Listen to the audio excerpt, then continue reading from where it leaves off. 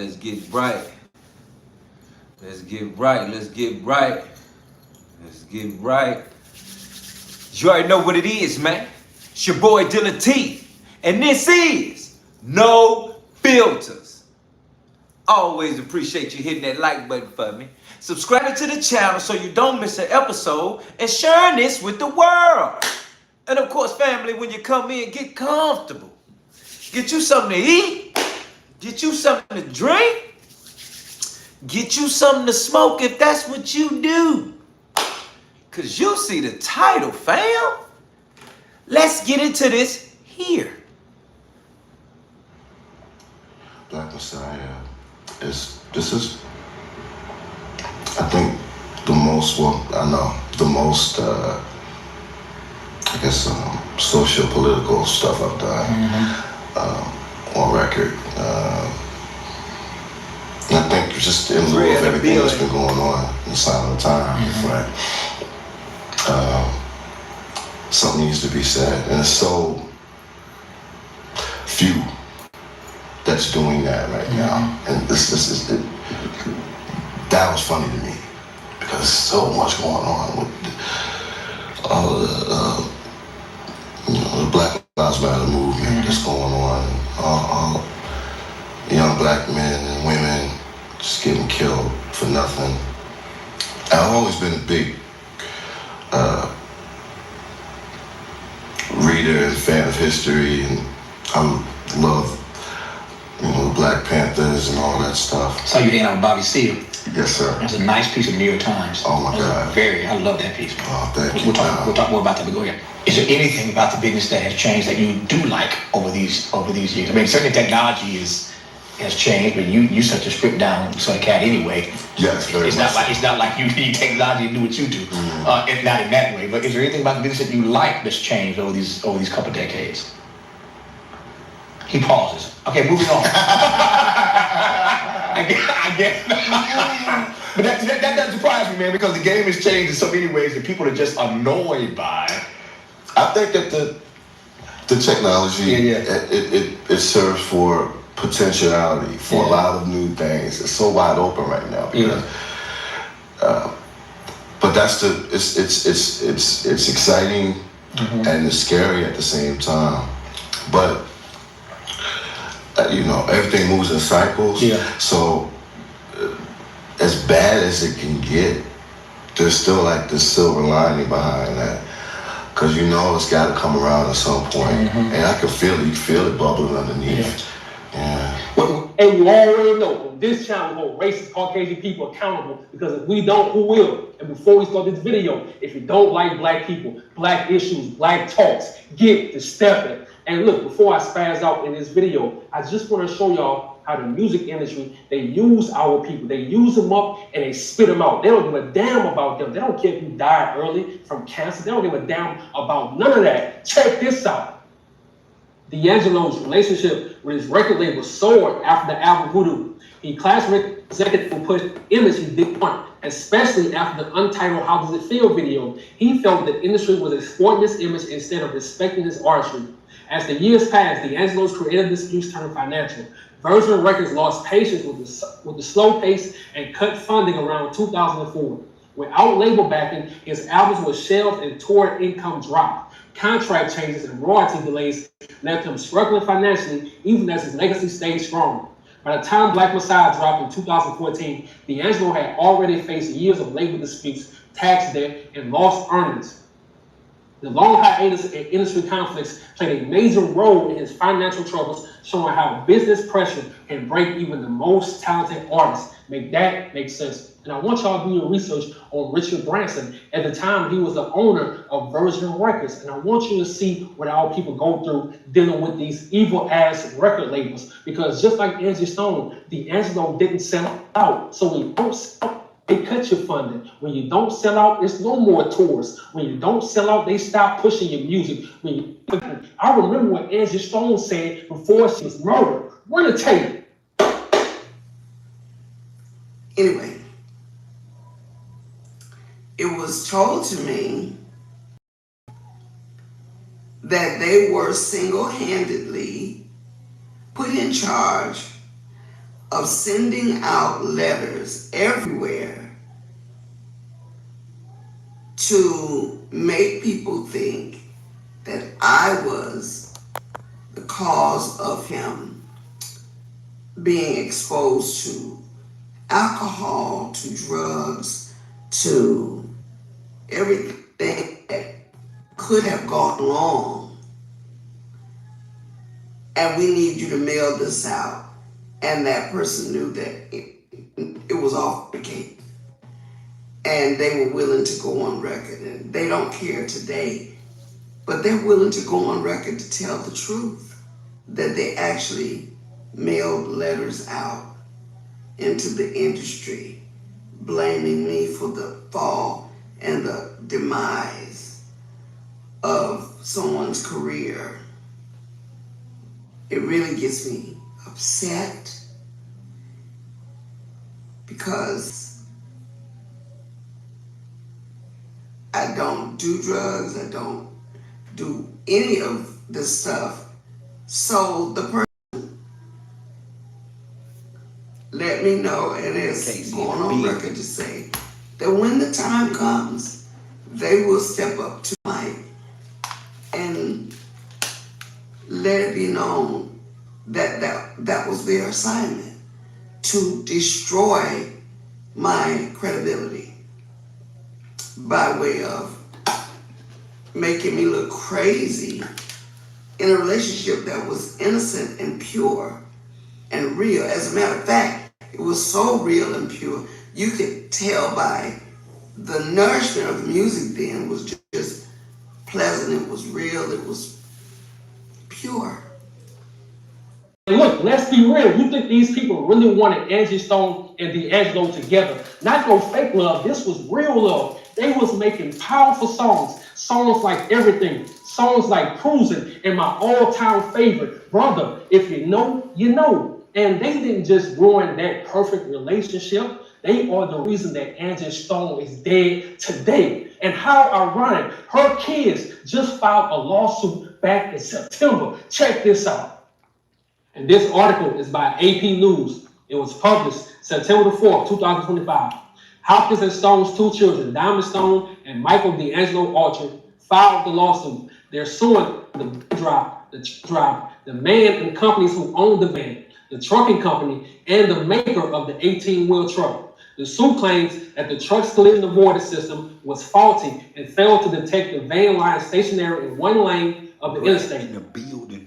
The suit also claims that the truck driver was listening to music on headphones, wasn't paying attention, and never braked before slamming into the van at nearly 70 miles per hour. Make that make sense. Until this day, that truck driver was never arrested. Till this day, we haven't seen video images of this truck driver. Matter of fact, they said they're doing the whole investigation. Where is the results? We have no results. We have to do the investigation. If you look up his name of the truck driver, it's only one picture of him. Y'all don't find that suspicious? Look, I don't put nothing past the music industry. They would do anything. And yeah, we know that D'Angelo died at 51 years old from cancer. But let me ask you this. Who caused that? Don't worry, I'll wait.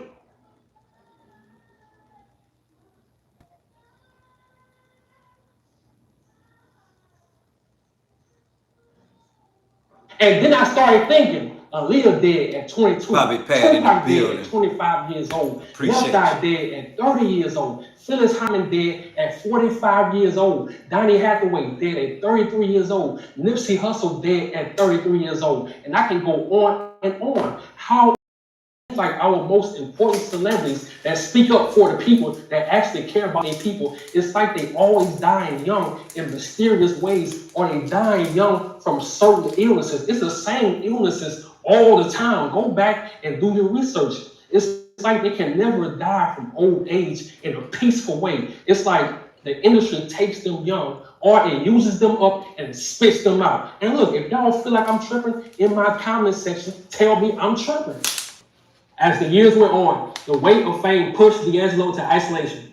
He withdrew from the spotlight and began battling addiction, depression, and self-destructive habits. Friends like Questlove of The Roots and producer Russell Elevato later admitted that came losing the music business. The same system that once celebrated him was now trying to control his sound, his body, and his image. Looking back, D'Angelo admitted the fame and pressure nearly destroyed him. I just wasn't built for that level of fame, he said. I had to disappear to find myself again.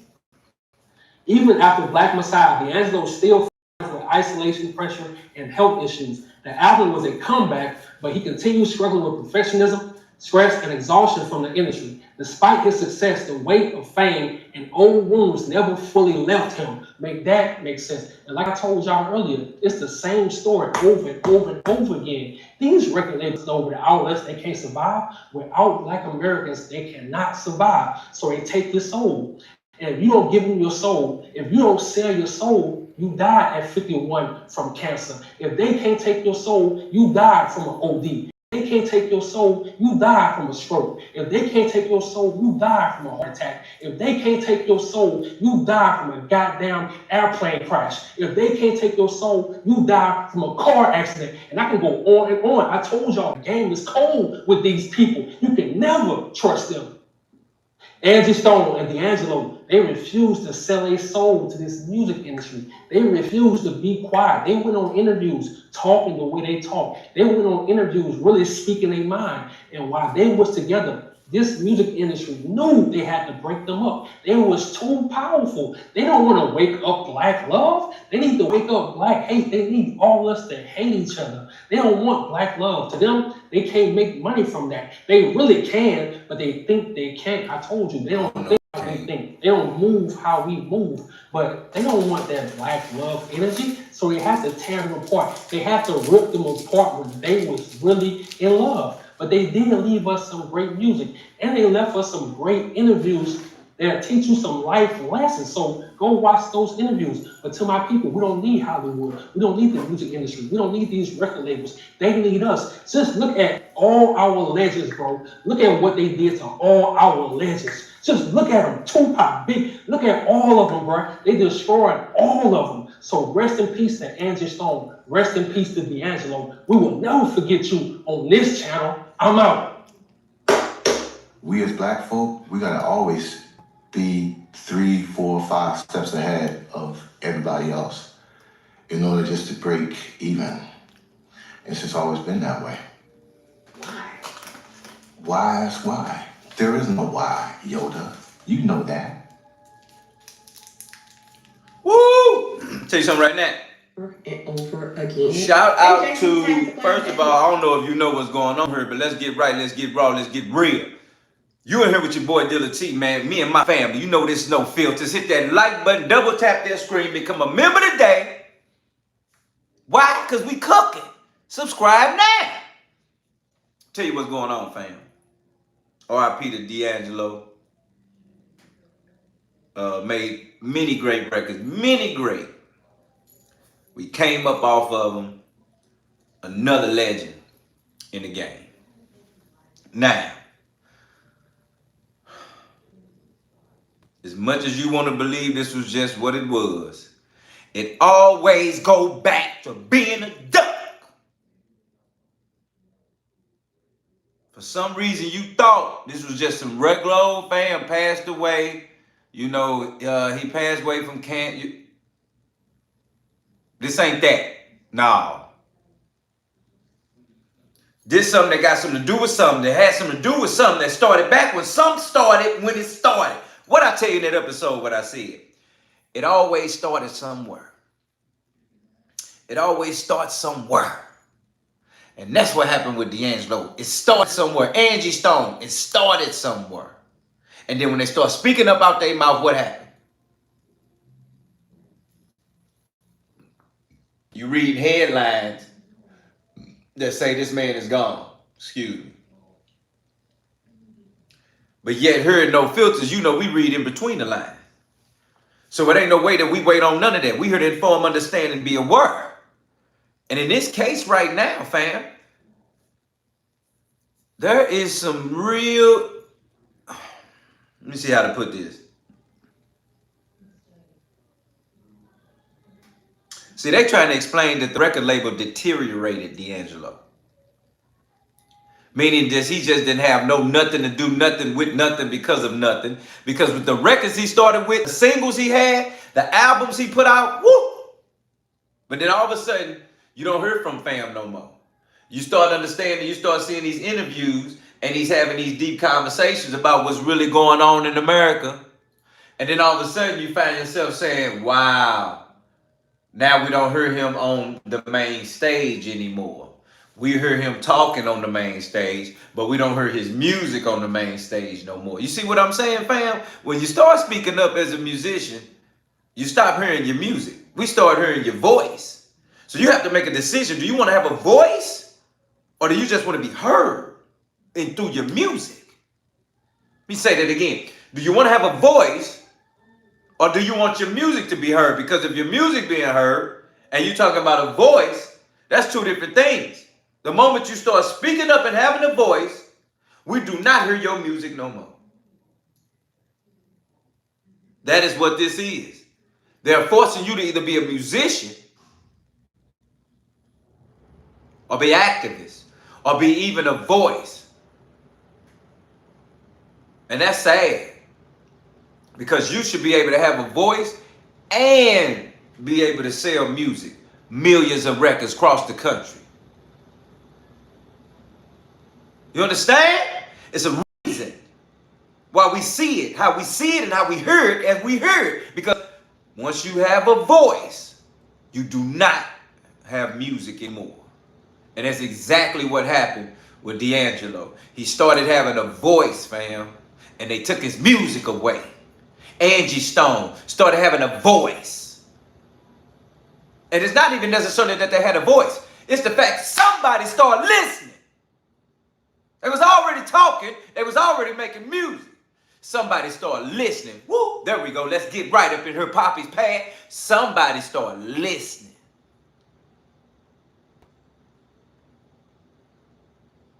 And what I tell you last night,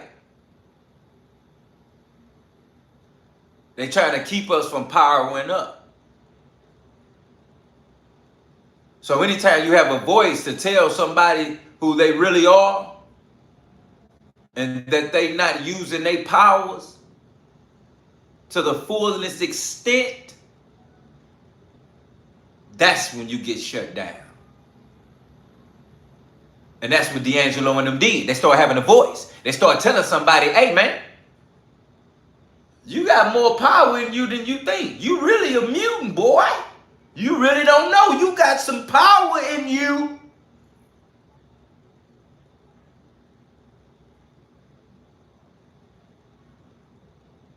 That's what the situation is. And that's a real thing when we're speaking about having powers and knowing the powers that be know that we have power. See, the powers that be know that we have power. And they got to shut it down. Hit that like button, subscribe, double tap that screen. Why? Because we cooking. Become a member right now. Let's go. Okay, y'all. Reports are coming in that D'Angelo has passed away at the age of 51, and some people are reporting 52. So y'all know how those stories go when they got different ages and all that other stuff, information coming out.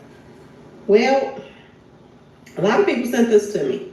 I have to take it in a little bit, y'all. D'Angelo was somebody that gave us some of the most Silk in a legendary songs. What it is. Out here. And he didn't do it by himself, y'all. Angie Stone's right there in his corner. And when he got his foot in that door, he put his foot on her neck. Got a baby by her, everything, and didn't even treat her right. So I'm not going to sit here and sugarcoat stuff for y'all, okay? So if y'all want to exit now, okay? Hello and welcome to my channel. Please like, share, subscribe if you like this video. Thank you all so much. Let them know, Ivan. Thank you. It's free to like, comment, and subscribe. Hit that like button. We cooking. Thank you to all my new subscribers that's coming in. That means well. Thank you so very much. I appreciate you all and welcome, welcome, welcome. This video is for entertainment and educational purposes only, so everything is alleged. Some is not, and the fair accuse is in my description box, y'all. So Let's get to it, y'all. Let's get to it. First, I want to say happy Tuesday. I hope everyone is having a wonderful day. Please stay safe and all that good stuff. Please stay aware of your surroundings. And please, y'all, watch the company that you keep. Because it just may save your life or keep you out of trouble. Okay, y'all? So let's get to it. Let's get to it, y'all. All the reports are coming in. Everybody's talking about it. And the one that got me, somebody sent me a video. And people were saying in a post or something that now that they're back together. They're saying that Angie Stone and D'Angelo is back together. If he didn't treat her right when he was here, why y'all think he gonna treat her right there? I'm just saying, y'all. And how y'all know they going to the same place? I'm just asking. Y'all. Because this one right here is sold out. He sold out, y'all. And not only did he sell out, but he treated the people that helped him, that got his foot in the door, like Shitka, okay? Let's not pretend, y'all. Just because somebody gave you some good songs doesn't mean that they're a good person or this and that and this. I'm just saying, okay, y'all? The things that this man did to Angie Stone and the things that led up to her passing, are we gonna just ignore that? I'm just saying, y'all. Started getting all kind of threats and all kind of stuff right around the same time that D'Angelo started messing around with Jay-Z. And let me say that one more again, y'all. Angie Stone started getting threats right around the same time, y'all, that he started dealing with Jay-Z. That's when all her problems started, y'all. Now, yeah, that people been stealing money from her, all of that. But the same circle of people seem like they put people around Angie Stone to get at Angie Stone. Okay, y'all? Let's not ignore that. Let's not ignore the fact that he treated her like Shitka, okay? Let's not ignore that. He wouldn't have never, we wouldn't have got the songs that we got that she pulled out of him, y'all. Those songs were so soulful and everything. She pulled those songs out of him. Okay, y'all? Let's not forget that she was, I'm just saying, y'all, the muscle behind him, even though he was showing all the muscles. Okay, y'all? Let's not forget that. Let's not forget that the fact that when he was doing music with her, it was music to our ears. But when he stopped dealing with her, his music took a turn to the dark side, y'all. Let's not forget that, okay? The dog walked all over this woman. Got her pregnant, left her, wouldn't even claim the child, y'all. Let's not forget that, because I'm not, okay, y'all? I am not. So everybody else can be fake and phony about everything, but I'm not about to do that, y'all. I just can't. I had to take it all in. Mr. Man got his slice of the devil's pie, and he didn't know how to act. Let's put the truth out there for what it really was, okay? We hadn't heard, or I don't know about y'all, but I hadn't heard nothing about no D'Angelo in a very long time. And when I did hear about him, it wasn't good. He did a collaboration with the demon himself, Jay-Z. I want you to pay attention to everybody that's tied to Angie Stone and her circle and everything. It's all tagged to Clive Davis. I want y'all to pay attention to that. Please, before you all get all in your emotion, oh, he's a legend, he's a this, he's a that. He got some legendary songs, but I don't know about legend. I'm gonna throw that out there. What if I told y'all that Jay-Z seemed like he predicted both of their passing? I'm gonna say that one more again, y'all. What if I tell y'all that Jay-Z pretty much predicted both Angie Stone's passing and D'Angelo's passing in that song? Mama K in the building. That D'Angelo did for Jay-Z's, movie that was disrespecting God. I'm just saying, y'all. Do y'all remember the Book of Clarence? Wow. Do y'all remember this? The one that everybody was mad about, saying that, he disrespected Christ and all of this stuff. Do y'all remember this? Well, this is what D'Angelo chose to jump on, this album. I told y'all all money ain't good money. And I keep saying this. A lot of these celebrities, when they deal with Jay-Z and Beyonce, it ends up turning bad for them. Ooh. Everybody that does collabs and everything with them. I ain't know he was on that. Later on. I ain't know he was on that. All money is not good money. And a movie that was so controversial, and a lot of Christians and everybody was mad about this movie, saying that it was so disrespectful, how he portrayed Jesus, he was just a con artist, a thief, or this or that. This is what people were saying about this whole movie. And that how can somebody that's so disrespectful to God call himself gonna make a movie about is Jesus? Mr. Jay-Z himself, Mr. Alex Cross, the follower. A lot of people weren't seeing this movie as something good. And that's probably why it flopped so hard. Okay, y'all? Woo. He lost money on this movie because people didn't support it because of the fact of his background, being a Satanist, and everything. A lot of people took this a different way. You know what I'm saying? So here we are real quick. Hit that like button, double tap that screen. Become a subscriber right now. Become a member right now.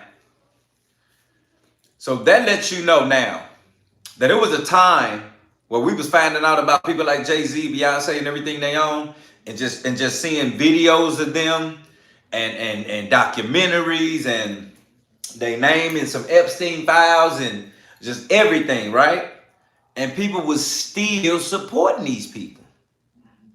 Still going to concerts, buying perfume, cologne, the clothes, the music, everything, just still doing it.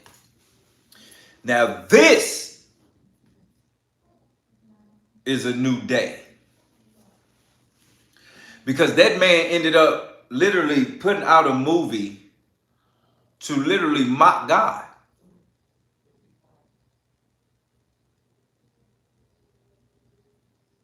And it's bad enough that we already hear your name being in every demon possession of whatever, everything that's just bad.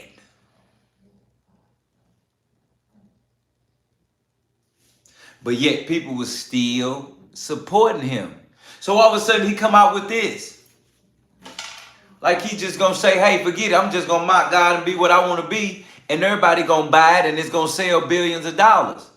No, it didn't. He lost money doing this. He blatantly put it out there.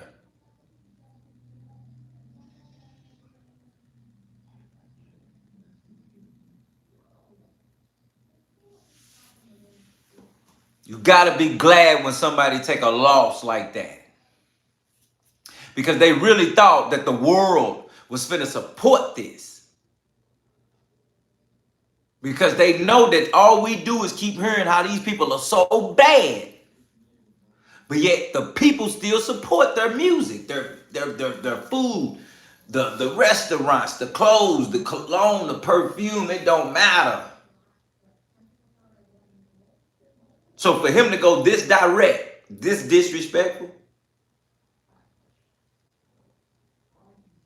speaks volumes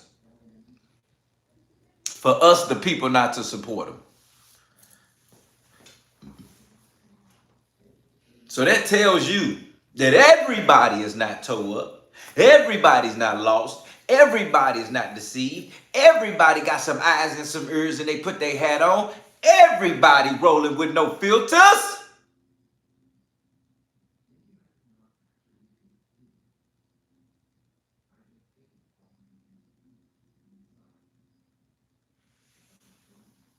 Everybody ain't toe up out here.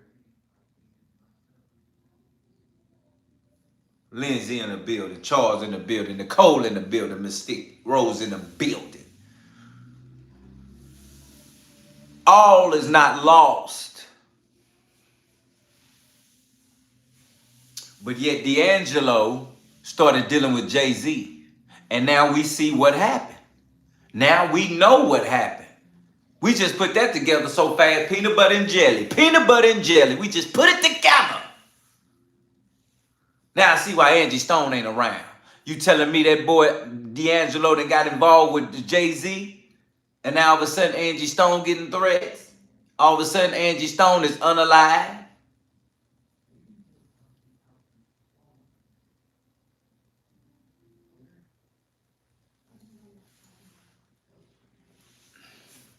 If it walk like her, if it talk like her, then you better tell them right now what it is. Francie in the building, tell them right now what it is. If it walk like her, if it talk like her, then it must be her. Tell them, fam. Sitting up in here going through all that. Tell them right now, fam. Plenty in here want to know.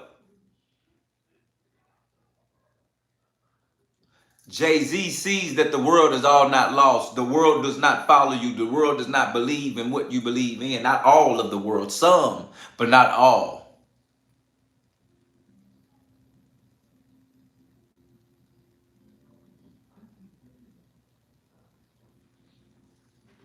And I'm so glad that the response was like that, because if everybody would have went and seen that movie and we would have sold 1 billion copies, oh man, you should have been ashamed of yourself. And the people that even played in that movie should be ashamed of themselves. The nerve of you.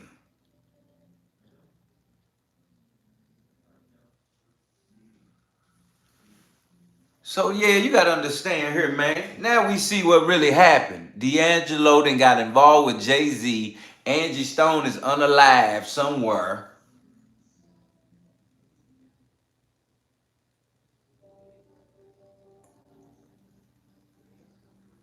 Hit that like button, subscribe, man. We about to, well, we're going to find out right now. Double tap that screen. Why? We cooking.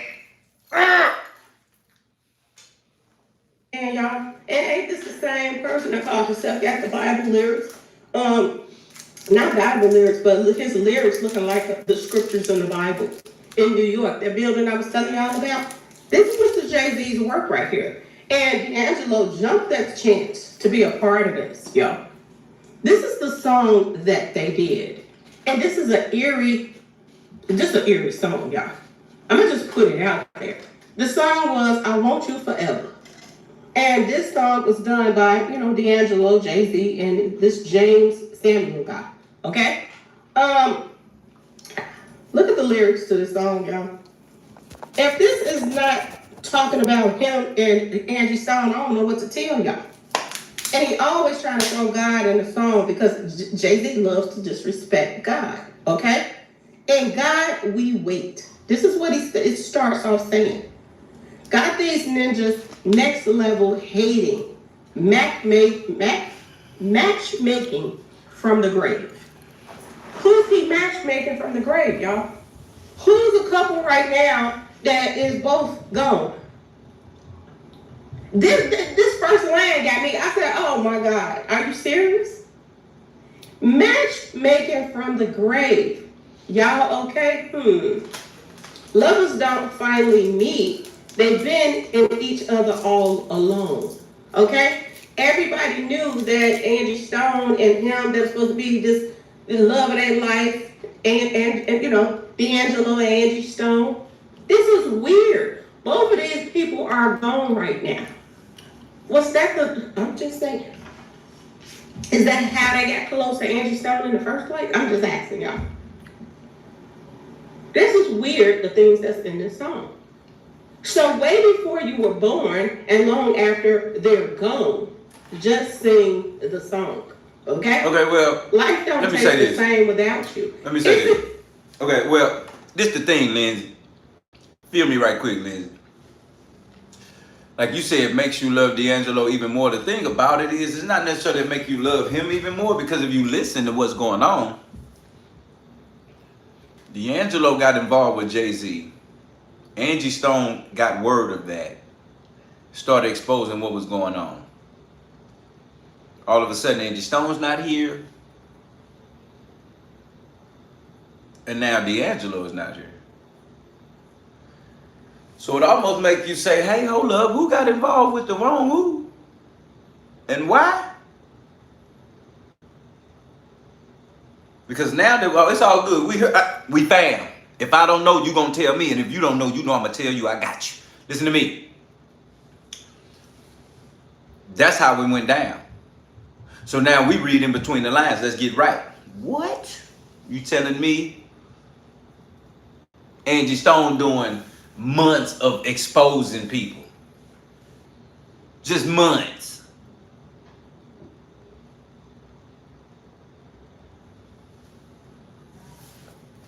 Now she thinking she ain't got to worry about nothing but yet.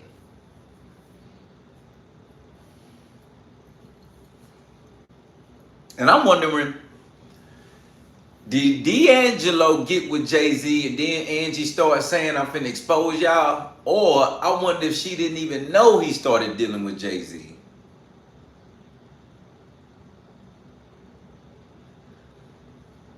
I just want to know the time.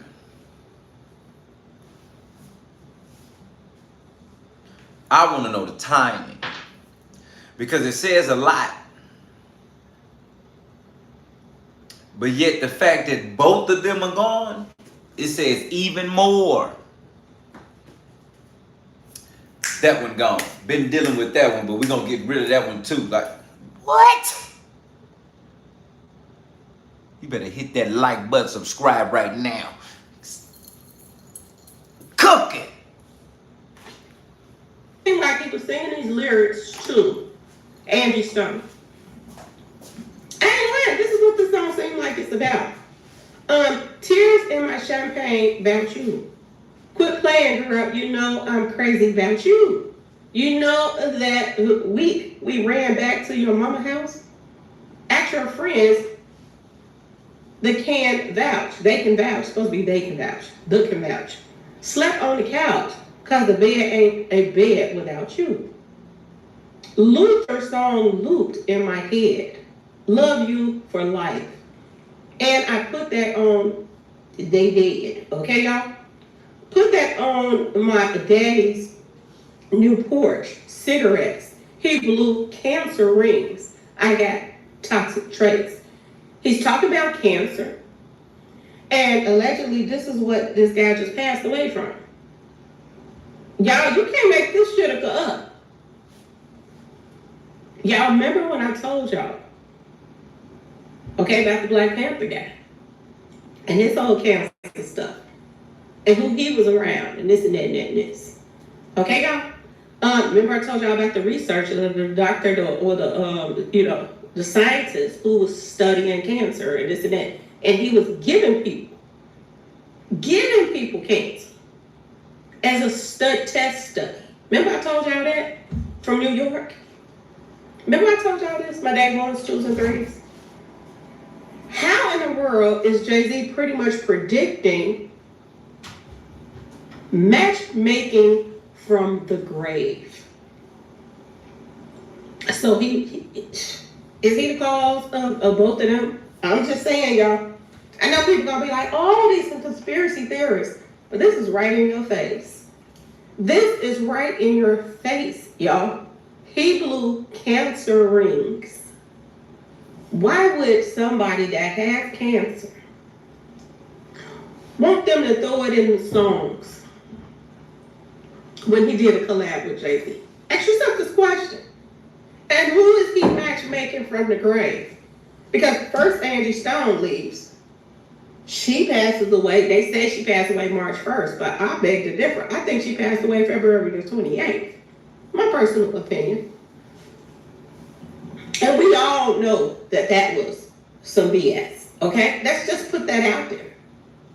Now we have D'Angelo gone, and what did I say, y'all? I said he better be careful hanging around Jay-Z so he be next. Did I not say that? When Angie Stone passed away, did I or did I not say that? This is the name of the song, y'all. I Want You Forever, okay? This is the name of the song. Look at the primes right here, 722. I want y'all to pay attention to that 722 because that's so important. That 227. I want to show y'all something. Angie Stone passed away March 1st, 2025, according to, the reports that came out. But I think she passed away that night, okay? October 14, 2025 is when he just passed. How many calendar days is that, y'all? Isn't that 227 days apart? Y'all, you can't make this shit up.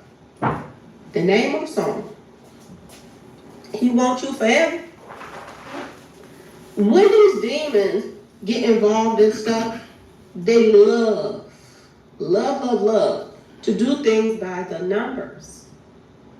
This guy was so messy and just all over the place. And this ain't nothing new for women. There's a lot of women out here that put their hand out to help somebody, and every time they hand their hand out to help somebody that's in need of help, they bite the hand that feeds them. Every single time. This is what he did. No different from a lot of guys out here that do the same thing. Especially the no good ones. That don't know somebody good when they get them. Okay, y'all? That mistreat somebody that helped them. And be there for them. All alone, they on that bullshit in the back. Okay, y'all? This is the same thing that's going on right now with a lot of women on these streets. Take a man off the street and help him, and then they show you just how much they feel about you. Same thing that Angie Stone went through. Let's not forget this, because I can't, y'all. This man is very controversial. Street pharmacy stuff, deadbeat father, all of that stuff in one. But everybody's saying, oh, he's a legend. He's a legend. A legend for what? Selling his soul? Selling out? Because that's what he did. That's what he did. After Angie Stone got his name ringing out in these streets, he turned on her, y'all. She wasn't good enough to be on his arm. Let the industry tell it. She didn't have the look to be on his arm. Because he had all the muscles and sweat glistening all over his body. They wanted to put, who did they put out there for him? Vivica Fox. They said he should be going to the awards for Vivica Fox. Shout out to Nikki with the $2 supporting the cash out for the t-shirt raffle. Vivica Fox ended up at getting dogged out. Okay? And just like he did Angie Stone, 50 Cent dogged her out, y'all. Out here licking on back doors and everything, and still didn't want her. So you gotta be careful how you treat people. T-shirt champ in the building. Tone, what's up? You have to be careful how you treat people. You can't treat people any kind of way and think that karma ain't gonna come back to you. But yes, this is what they're saying now, that he passed away from cancer, y'all. When I feel like when he was dealing with cancer right there, I'm just saying. Because for some reason, every time somebody that got legendary music passes away, they always and just did something with Jay-Z or Beyonce. Don't y'all find that odd that this happens over and over and over again? And Jay-Z tagged Clive Davis. And word on the street is D'Angelo was working on some new music. Matter of fact, they say he's working on 6 projects. This is what they said. Just last year, Raphael Sadiq told the Rolling Stone Music Now podcast D'Angelo was working on releasing a new album. But what did y'all hear after Angie Stone passed? I'm gonna ask y'all, what did y'all hear? Because I heard that he was working on new music with Jay-Z. That's what I heard. I also heard that Clive Davis allegedly sad her son. This is what I heard, y'all. This is what I heard. Now, I don't know how true it was, so I'm going to say allegedly, but these are the rumors that were going around. Now that they took Jay-Z out of the sequence, now when you look up anything about him doing new music with Jay-Z, it's not popping up. Why, y'all? They didn't want it to look so obvious on what's really going on here? I'm just asking. He was working on 6 pieces right now, and he seems super excited. Really? just last year. So after he hooked up with Jay-Z, okay, to do the Disrespectful movie music, then word on the street is he started doing some music with Jay-Z. They was going to release some new stuff. Now they done switched it up on us and said now it's Raphael that he's doing the music with. The guy from Tony's group. Okay, y'all? He's from that group, Tony. Now, mind you, I want y'all to remember and don't forget that D. Wayne Wiggins just passed away right after Angie Stone. She's supposed to pass away March 1st. He passed away on March the 7th. 6 days apart, now 6 projects this guy working on. He's working with Tony too, who was a part of the group that was with the Dwayne Wiggins guy. And all of them are attached to who? Clive Davis? Wow. And look at the date, y'all. Look at the date. Now let's get real, let's get right, let's get raw, let's get understood right quick. Clive Davis. Hit that like button, double tap that screen, let's get real. Subscribe, become a member right now. Clive Davis was before Diddy. Okay? Clive Davis was over Whitney Houston, contract, all of that, right? So what we have here is a duck right in our face. You understand? So when you're talking about Jay-Z and Clive Davis, Diddy, these are the type of people that knows what it takes to keep you under their say-so, under their will, under their ways. And now that's the situation that we're looking at. Because Clive Davis, you're truly right, Tone, big devil. And you have to be able to identify the devil, fam. That's what we're talking about here tonight. That was the conversation that brought this conversation. I'm like, let me just give it to him. You got to be able to identify the devil. You better tell somebody that's close to you. You better tell somebody that know you right now. You better tell them now. You got to be able to identify the devil. Say that again for the people in the back still rolling up that just got comfortable. You got to be able to identify the devil.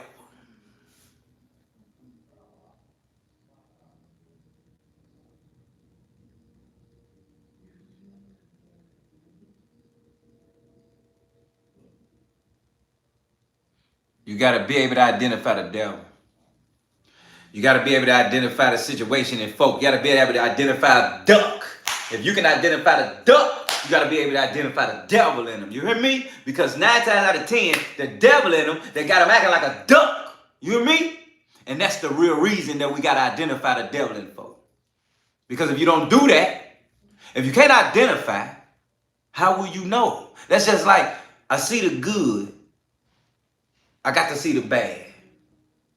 Because without the bad, you don't really know what's good. And without the good, you don't know what's bad. And it's so sad that it's got to go together, yin and yang. You got to feel bad to know what good feel like.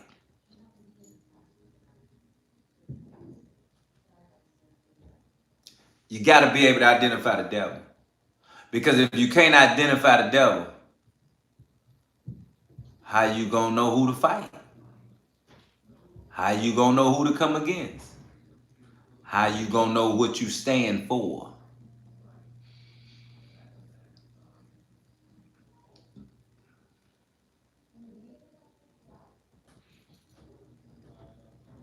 Some of y'all, devil right in your face, and you can't even identify it. Sad part is you can't identify the situations, so you can be able to wease them out and figure out what to do about them because you can't even identify them. We got to identify the situation, fam, so we can know what to do.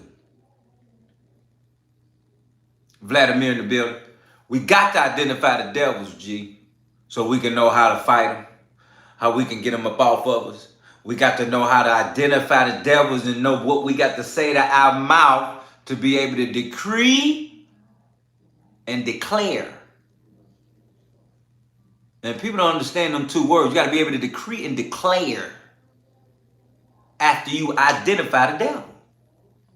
You can see a hater. You can see a hater walk up right here. Bam. Hater right there in your face. Just walked up on you. You hear me? Some of y'all just waved that devil off. Like it ain't even really nothing. Not that you know it is, but you just waved it off because we so used to the hate going on in the world that you don't even realize that's the devil right there. That's a duck and a devil right there. And because you didn't identify, that devil duck come right back around again. And just keep coming around again. And just keep coming. And they just keep coming. Yeah, because you didn't identify and shut it down when it came.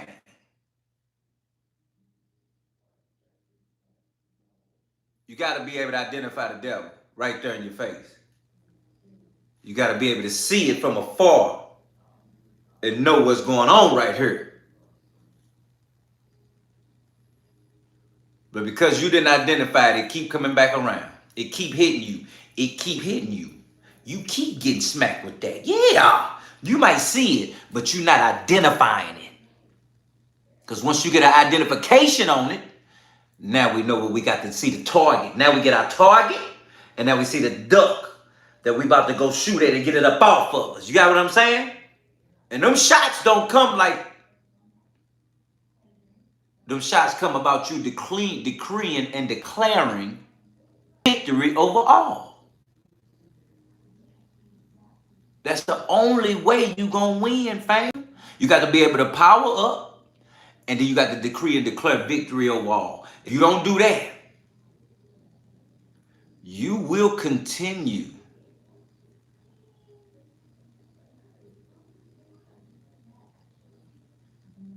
to miss the identification, right? To miss the devil is right there. You just gonna keep missing the devil right in your face, fam. JC and the Joe in the building, you know, you better hear me. You better start identifying the devil, fam. Haters, family members, partners, work. You got to identify. See, you can identify a hater, but that ain't always the devil in them. You got to know how to identify the devil in folk, man. Because it's always spiritual warfare. Like that person didn't do that. Let me just be real. That person didn't do that. That was the devil in them that did that, fam. That person ain't do that. No, that person don't mean that. Don't even know what the person even did. But the fact that it's spiritual warfare, you got to identify the devil so you can know that it ain't that person, it's that devil in them.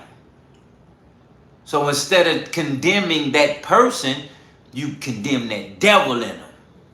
You come against that devil in them. You don't come against them because they still a human. They still a person. They still your mama. They still your daddy. They still your sister, your brother, your cousin, yo.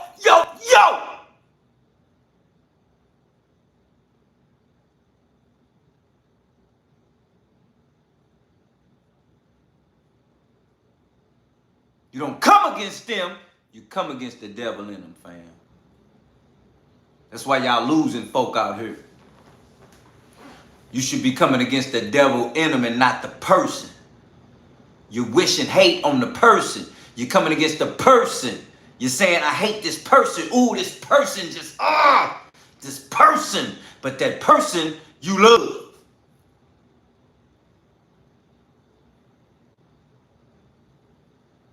But you hate the person in them.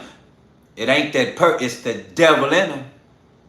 You better start identifying what I'm saying the way I'm saying it in them. So you can start saving that person and get rid of that devil in them. You hear me? You better start saving that person and getting rid of that devil in them. Come against the devil in them, not them.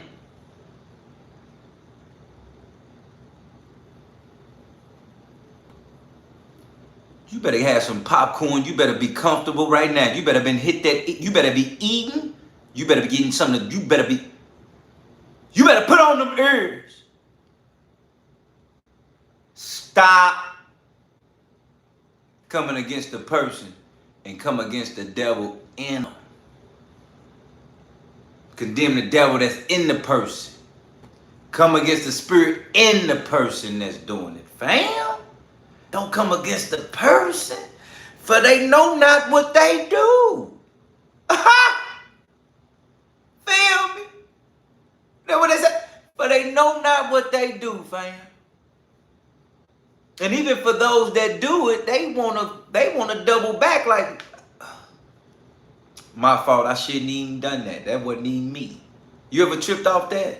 Person like, my bad, fam, that wasn't even me. Like I just ain't what. You ever heard that out of somebody's mouth? My fam, that wasn't even me. My fault. That I ain't even know who that.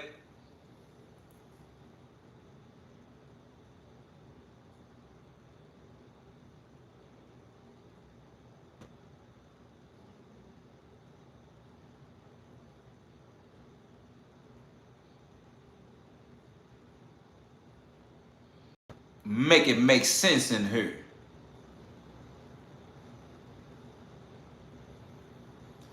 You better start identifying the devil in people so you can bind that devil up out of folk that's coming against the same people that you love. They in them. The same people you love. Stop coming against them. Come against the devil in them. So y'all can continue to love and be who you supposed to be in the world. Family, friends, together, all of it. Some people that fell out. Some people that fell off. Some people that came to part. Some people that detached themselves from folk.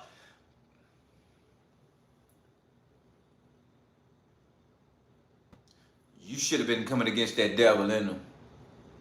You should have been identifying that and coming against that.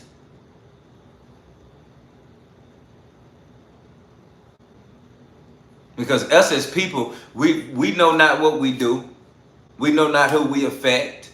Some things we say can affect people over here and there, and all you mean is no harm. But it's something about the spirit. You ever walked into something and just something in your spirit don't feel right? Something in your spirit don't sound right, don't seem right? Tell me right now, yes or no in the chat, in the house. You ever just walked into something, your spirit just ain't feeling what's going on in here? The folk ain't in, the people in, some ain't some. Let me know, huh? I ain't hear you, I'll wait. You ever walked into something and felt something ain't right in something? Just your spirit, just, what's this? Just the spirit of discernment. I'm just discerning. Somebody up in here ain't, something ain't right today. You ever just that? That's your starting point of identifying the devil right there in the room. And that's how you know how bad that room is, because it might be more than one in there. It's so deep, so big, you can and be like, ooh, I just felt something in my, this hit me. Ooh. What? Something just ain't right. Did you just...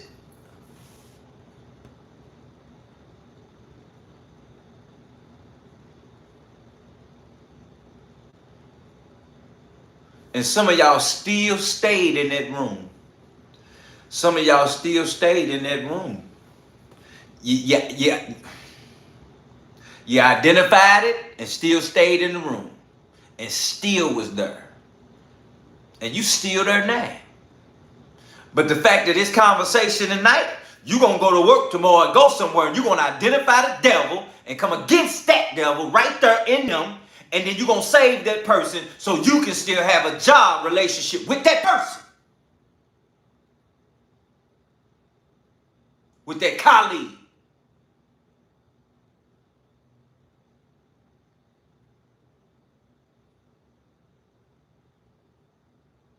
That family member.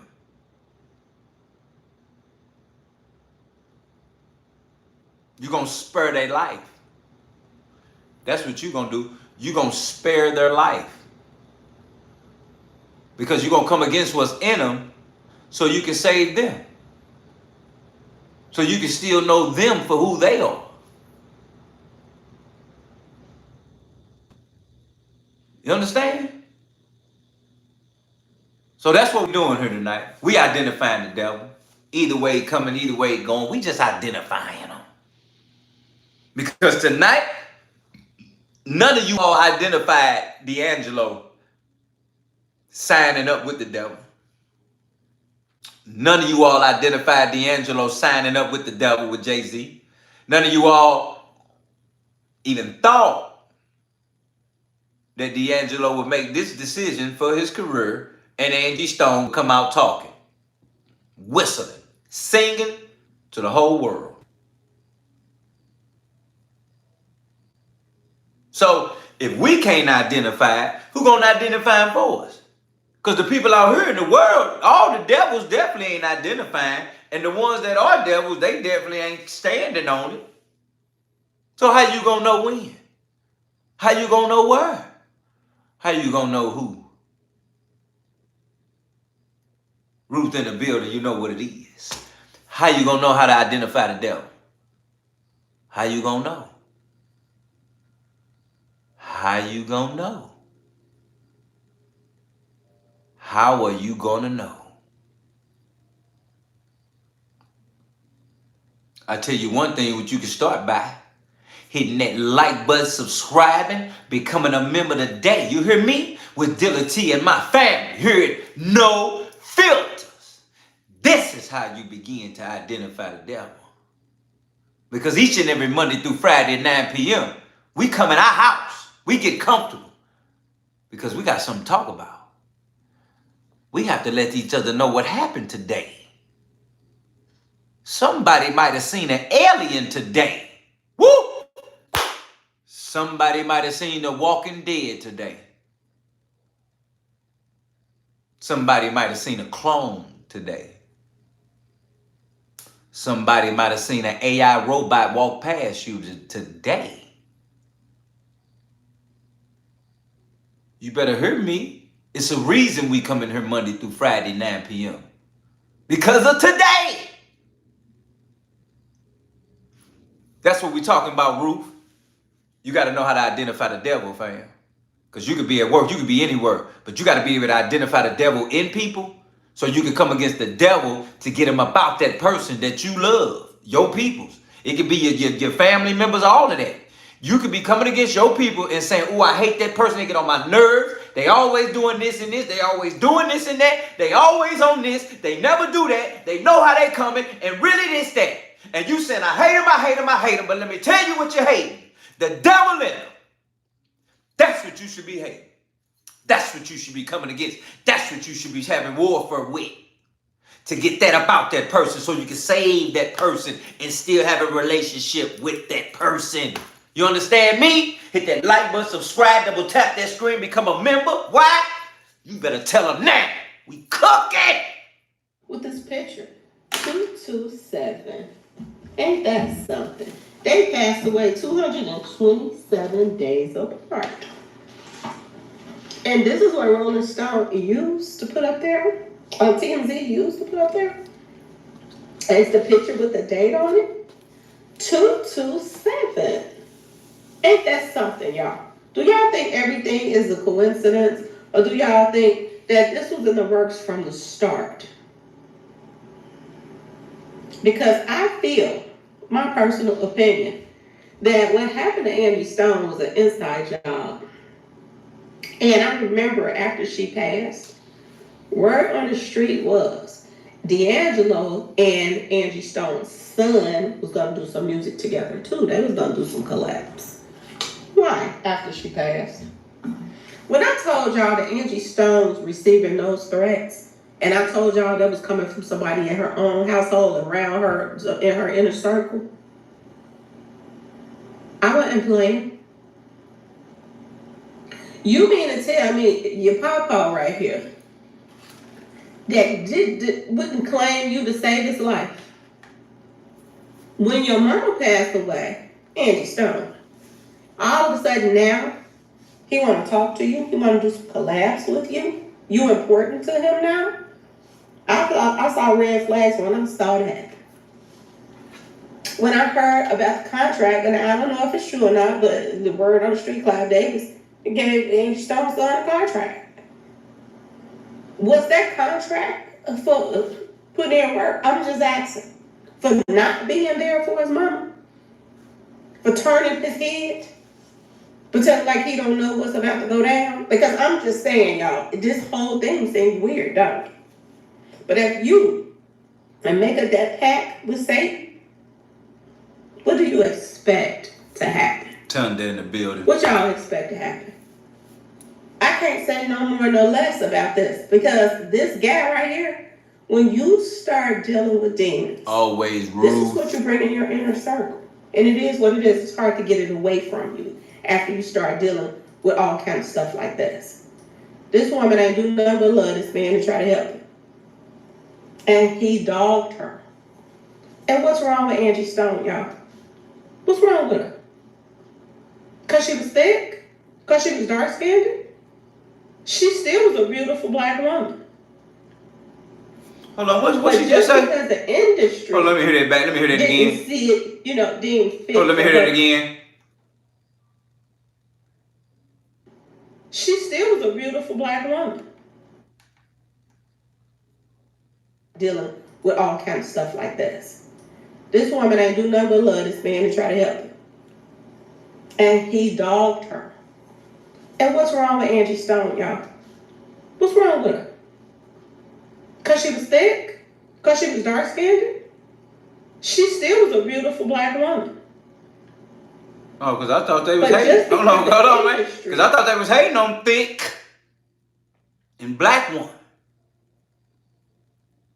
Let's get that together now up in here. I thought they was hating on thick and black woman.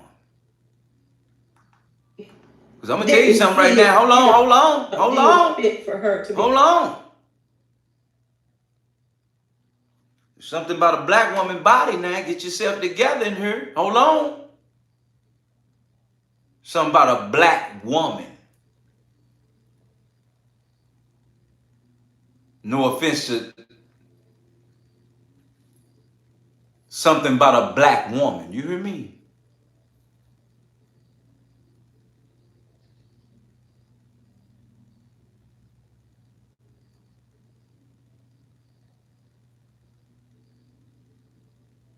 The thick.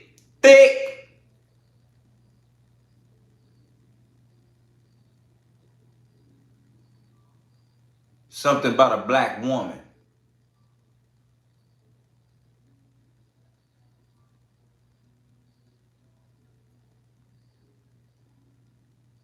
Respect, Angie Stone. On his arm. He went along with what the industry wanted. Not go with his heart and be a part of her life, somebody that stood 10 toes down for you. He turned on her, y'all. And I beg to differ that they're together right now. We don't know, because it's God's choice on where he goes. But it's a possibility he ain't even with no Angie Stone, y'all. I'm just saying, y'all. It's a possibility he is somewhere else, okay? He went out dealing with JC. He went out disrespecting a God, being in a... Okay, so we got Cram in here, Cram too. All the people, y'all think nobody didn't want to sign him or do music with this guy? You think they didn't? But we got Cram in here saying, but how do you go about coming against the devil in the spirit when the person is completely oppressed and are in agreement? Let me say that again for the people in the back. Cram 2 says, how do you go about coming against the devil, in the spirit when the person is completely oppressed and / or in agreement? First of all, you got to say it out your mouth. You got to say it out your mouth. Because we got to understand something. There's power in the tongue. Cram. You understand me? Hear me now. You got to say it out your mouth. You got to get out your mouth. Because there's power in the tongue. You understand? You got to say it to believe it, and you got to believe it to receive it. It's in that order, G. That's even a slogan in the regular world. Got to say it to believe it. But you got to believe it to receive it. That's the problem. People don't believe. Shh. That's why they don't receive nothing. They don't even do the last part of it. They don't even do the first part of it. Some people don't even write it down. But it's so different when you don't understand that it all starts here, opening your mouth. That is the same situation with you having to open up your mouth and confess with your mouth. That's one of the steps you got to do. But the point I'm making is, you got to open up your mouth. That's how it starts. That's how you come against. That's how you tell them back up. That's how you get rid of them. That's how you get strong.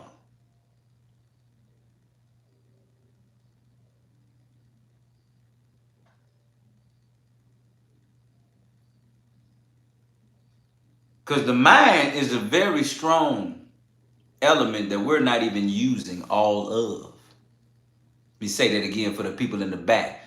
The mind is a strong situation that we're not using all of.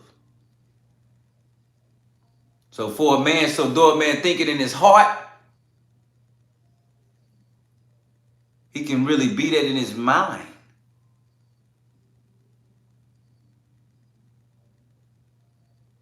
That's how strong the mind. You can think it here and believe it here and just become that.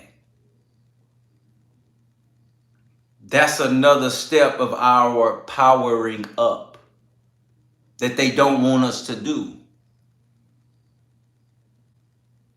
And it goes so well with the word of God when he's talking about though a man thinketh, is he?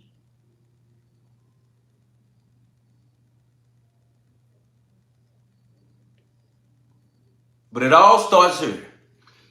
It all starts with telling somebody, opening your mouth and telling you to hit that like button, subscribe, double tap that screen, become a member, win a $2 No Filters giveaway shirt raffle in the chat. You see it right now. Cash App, Super Chat. You see how I'm saying this out of my mouth. I'm throwing this at you. I'm throwing this at you. I'm giving it to you. I'm breaking it to you. I'm not coming against you. I'm encouraging you. You see this mouth? I'm encouraging you. This is how all things start. Through the mouth. Open up your damn mouth.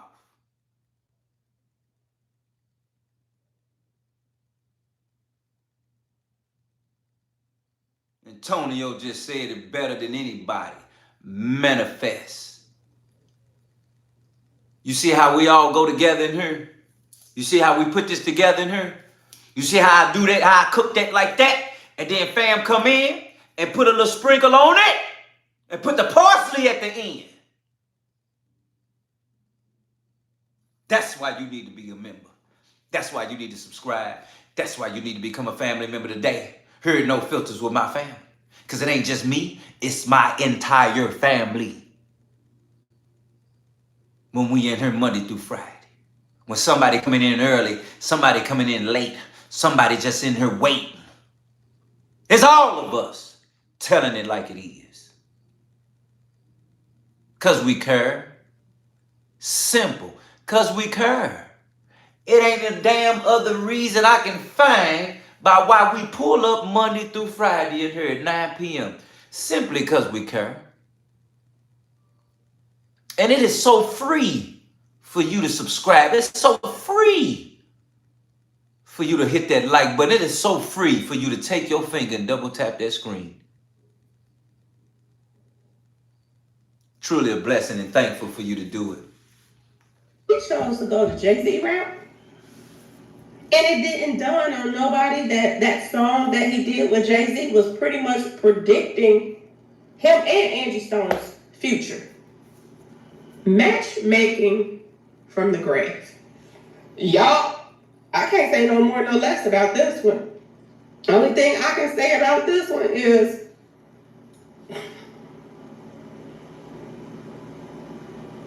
you play stupid games, you win stupid prizes. And I know people like, oh, he was battling this and battling that and doing this and doing that. Well, word on the street is, y'all, they said he had a private battle with this cancer stuff. They said that he was in a hospital for months. And this is what they're saying. Now, a source close to, the situation is saying that he has been hospitalized for months. And he was in hospice for 2 weeks before he passed away. So if this went on this year... Tell him, Tom. Did he tell anybody he had... When was he diagnosed? That's my question. I want to know when he was diagnosed. And they're saying that that information is not out there. To when he was diagnosed. Was he diagnosed after he did that movie? The soundtrack to that movie for Jay-Z? Or did he know about it before then? Mm-hmm. And if he knew about it before then, tell Jay-Z, how did Jay-Z know that he had cancer? Because they put it in the song, y'all.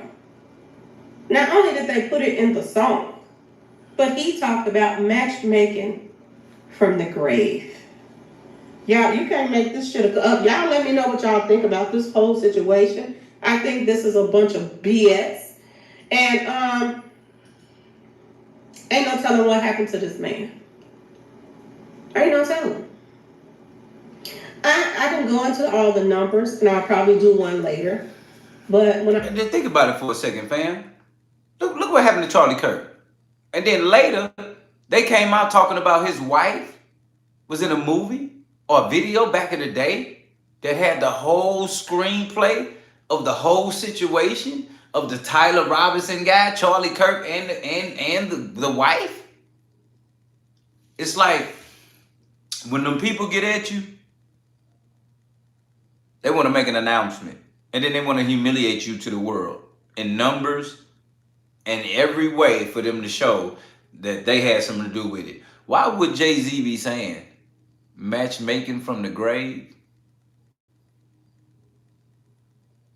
That means he know, allegedly, what's finna happen. Because why you writing a song talking about matchmaking from the grave? Way before this even happened. On a song with him?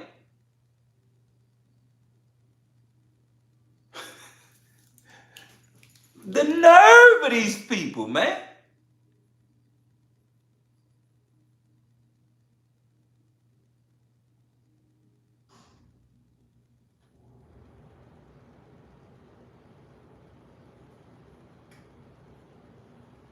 So here you have it, man, with these two people here, as if they knew what was going to happen. As if they knew what was going on. As if they knew already who was going to talk and who wasn't. And you got to understand something. I wouldn't put it past them to not have thought that they had an idea of what they were going to do. Especially if Angie Stone is sitting there opening her mouth talking about the industry. Hell, even before D'Angelo even did a deal with Jay-Z, Angie Stone already running her mouth.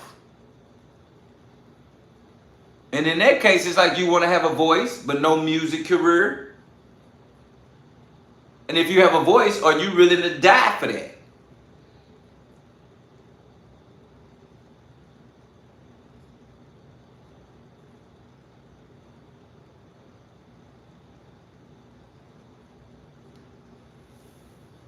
So when we talking about people that just put that in the lyrics and then he get on an album with Jay-Z and then all of a sudden, Angie gone, then down the line, D'Angelo gone. Hit that like button, subscribe right now. We cooking in her.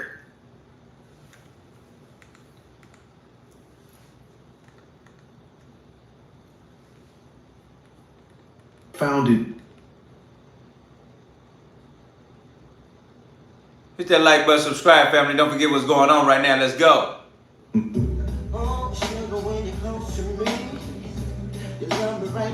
Before you get into the business, you really don't know what it's about until you get into it. You know, once you rub heads with snakes and you know, you get genius. From the music world, R&B legend D'Angelo has passed. D'Angelo knew he was dying months before anyone else. But what he did with that knowledge shocked everyone who thought they knew him. You never want to be at a place where you feel like you've arrived. It's always an upward incline. The man who disappeared for 14 years had been keeping secrets far darker than his addiction struggles. There's a lot of people just copying the same format. Back in the day, it was more about being original. Originality was the thing. His deathbed confessions revealed a truth that reframes everything we thought we understood about his mysterious vanishing act. So let's get into it. D'Angelo died on October 14th, 2025. But the man who drew his final breath in that Manhattan apartment had been preparing for death much longer than the 15 months since his pancreatic cancer diagnosis. Those closest to him would later realize that his behavior during the final year contained clues about knowledge he had been carrying in silence. Truths that explained decades of erratic behavior that everyone had attributed to fame and addiction. D'Angelo, whose real name is Michael Eugene Archer, passed away due to complications from pancreatic cancer, which now appears he was quietly battling. The pancreatic cancer was only part of a larger story that D'Angelo had been concealing from everyone in his life, including his closest family members. His final weeks were spent in a Manhattan apartment, surrounded by the instruments that had shaped his life. The pancreatic cancer diagnosis had come during what should have been a routine physical examination. D'Angelo had been experiencing unexplained weight loss and persistent fatigue, symptoms he initially attributed to the stress of recording and touring. When the diagnosis arrived, it brought with it the reality that pancreatic cancer typically offers little time and fewer options. Rather than immediately going public with his illness, D'Angelo chose to spend his remaining time focusing on music and family. He quietly reached out to old collaborators, not to reveal his condition, but to express gratitude for their shared musical journeys. These conversations, later revealed by recipients, painted a picture of a man using his final months to heal relationships and find closure. His son with Angie Stone, Michael D'Angelo Archer II, had been dealing with his own grief after losing his mother in a car accident earlier in the year. R&B singer Angie Stone has died in a car crash. We're told she had just finished a concert in Mobile, Alabama Friday, was heading to Atlanta when the van she was riding in crashed. The 27-year-old... Did you hear that? Fam, did you hear that? I'll wait. Did you hear that?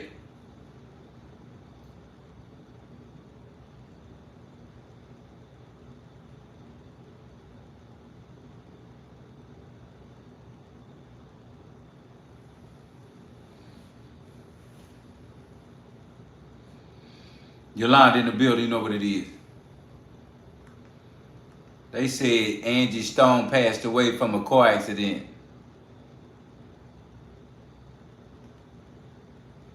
Musician who performs as Suavo Twain became his father's primary caretaker during the final months. D'Angelo's decision to keep his illness private reflected the same impulse that had driven him to retreat from public life after the overwhelming response to his Untitled video.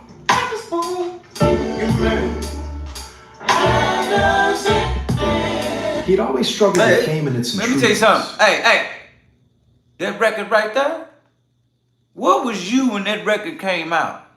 No, we gonna get to it right now. I wanna know where you was at when that record right there came out, fam.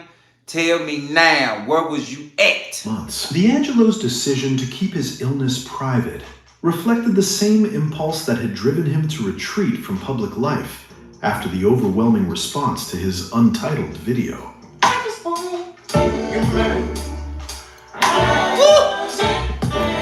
He'd always struggled with fame and its intrusion. Hey, man, listen, man. Back in them days, fam, boy, you had to thank D'Angelo because he was the reason you was able to get some Kit Kat back in that day. For those that didn't have that mouthpiece to approach a woman. Woo! Oh, man. One more time for the people in the back that don't understand what just happened up to in his here. Untitled video. Bring it back.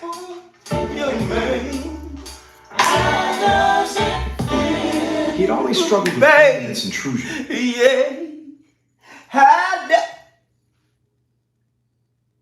I always felt like I was a background singer. Every time I heard D'Angelo, I was a background singer. I came up with it myself. To his Untitled. I ain't lying.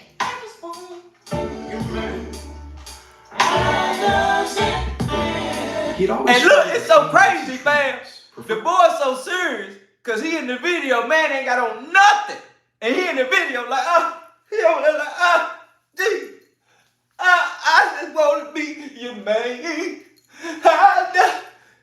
Boy, what? You can just walk up on a woman and just, you ain't even gotta sing. You can just play the music. Listen to me, Tone. Listen to me, Tone. You ain't even gotta sing, Tone. Just put the music on and walk up on a woman and feel me right now. Video.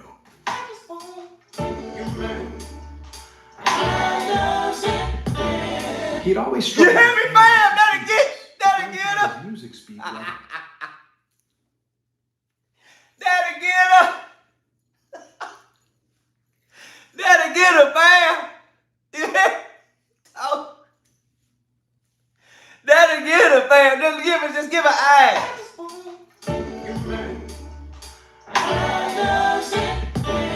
He'd always struggled. Just eyes, fam. Just give her eyes.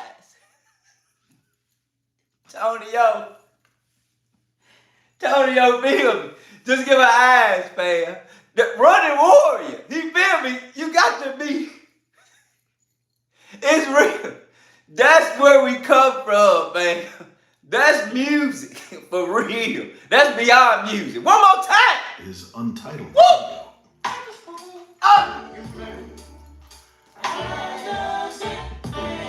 He'd always struggled with Hey. its intrusions, preferring Yeah, to let yeah. his music speak rather than his personality. Even facing death, he maintained that boundary between his public artistry and private experience. The final message that emerged from his inner circle was not a grand statement about his legacy or impact on music. Instead, it was a simple expression Boy, of I'm trying to gratitude tell for you, the boy. opportunity But to boy, we got create. to do it again. I'm trying to pull up in that thing, boy. They ain't know who I was. Smelling good. Yeah. Come on over, baby. Come on over, girl. To let his music And rockin' that, I'm gonna tell you how I feel. I'm gonna tell you how you feel. You know, I'm with you, baby. Come here, girl. He'd always struggled with Man, fame and its intrusion, you feel? preferring to let his music speak rather than his personality. We crazy. Even facing death, he maintained that boundary between his public artistry and private experience. The final message that emerged from his inner circle was not a grand statement about his crazy. legacy or impact on music. Instead, it was a simple expression of gratitude for the opportunity to create, to collaborate, and to contribute something meaningful to the world. He had spent his career perfecting the art of emotional vulnerability through music, and his final act was to face death with the same honesty that had defined his greatest songs. Michael Eugene Archer entered the world on February 11th, 1974, in Richmond, Virginia. Born into a family where music and faith Sasha in were the building. inseparable forces. His father was a Pentecostal preacher who filled their household with the sounds of gospel hymns and spiritual Yeah, testimonies, Tone. while his mother brought the secular rhythms of R&B and soul that would ultimately shape their son's musical DNA. The Archer family home became young Michael's first conservatory. Sunday mornings meant church services where he absorbed the call and response traditions of Black gospel music. Watching congregation members become Shout out to possessed Smith by with the $2 rhythms that donation seemed in the to super emerge chat. from some Smith! deeper spiritual source.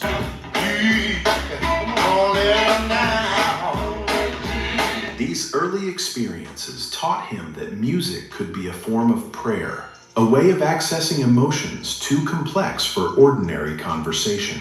Richmond in the 1980s was a city caught between its Confederate past and its evolving identity as a center of Black culture and education. For young Michael, the city provided a rich musical education that extended far beyond his family's church. He discovered Prince's Purple Rain at age 10, an album that demonstrated how a single artist could master multiple instruments and create entire sonic worlds. This discovery became his roadmap for musical ambition. His mother recognized her son's unusual talent early, enrolling him in piano lessons that quickly revealed his natural ability to hear complex harmonies and recreate them effortlessly. But Michael's real education came from hours spent in the church basement, experimenting with the electric piano and learning to layer sounds in ways that transformed simple melodies into intricate musical conversations.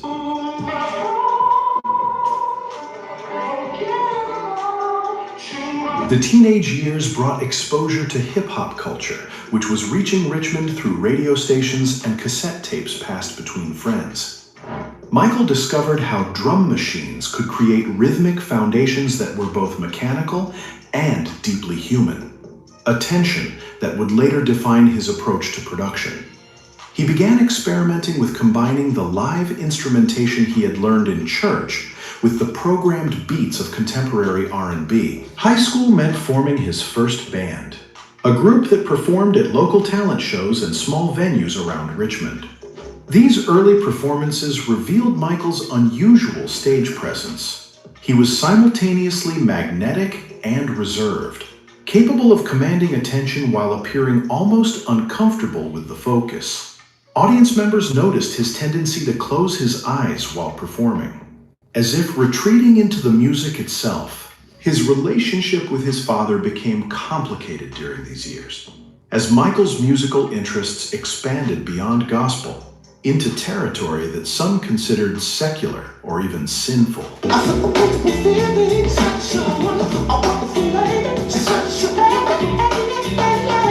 The tension between spiritual music and worldly success would follow him throughout his career, creating an internal conflict between his desire for artistic expression and his religious upbringing. By his senior year, Michael had begun writing original songs that combined the harmonic complexity of gospel with the rhythmic sophistication of contemporary R&B. These early compositions revealed a young artist grappling with themes of desire, spirituality, and identity in ways that his church community found both impressive and troubling.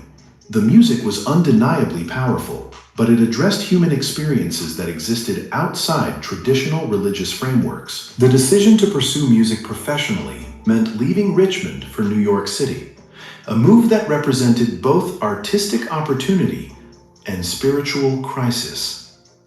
Michael was abandoning the community that had shaped his musical foundation to enter an industry that operated according to very different principles. The young man who boarded the bus to New York carried with him the musical education of his childhood, but he was about to discover how that foundation would be tested by the demands of commercial success. New York City in the early 1990s was experiencing a renaissance of Black musical creativity, and Michael Archer arrived just as the industry was becoming hungry for artists who could blend traditional soul with contemporary production techniques. He had renamed himself D'Angelo, combining his middle name with his admiration for the painter Michelangelo, suggesting artistic ambitions that extended beyond simple commercial success. The demo tape that landed him his first record deal was recorded in a basement studio using equipment that most established artists would have considered inadequate. But the rough production actually enhanced the intimate quality of his voice and the organic feel of his arrangements. Record executives heard something they had been searching for, without knowing exactly what it was. Authenticity that couldn't be manufactured or replicated. Working on his debut album, Brown Sugar, became an exercise in musical perfectionism that would define D'Angelo's entire career approach. Let's go.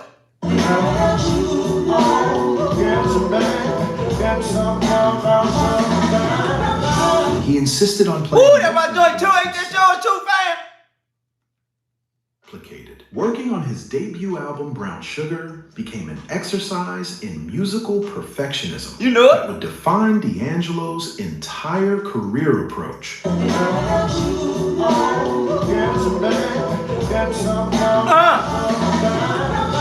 He insisted on playing brown sugar joint. Himself.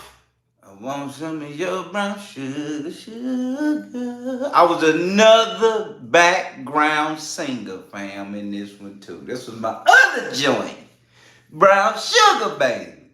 This was my other joint.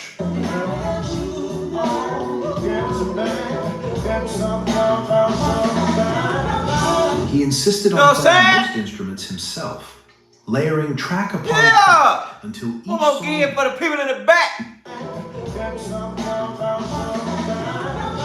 He insisted on playing most instruments himself, layering One more again, because you don't believe me. Album Brown Sugar. You don't believe me? Exercise in musical perfectionism that would define D'Angelo's entire career approach.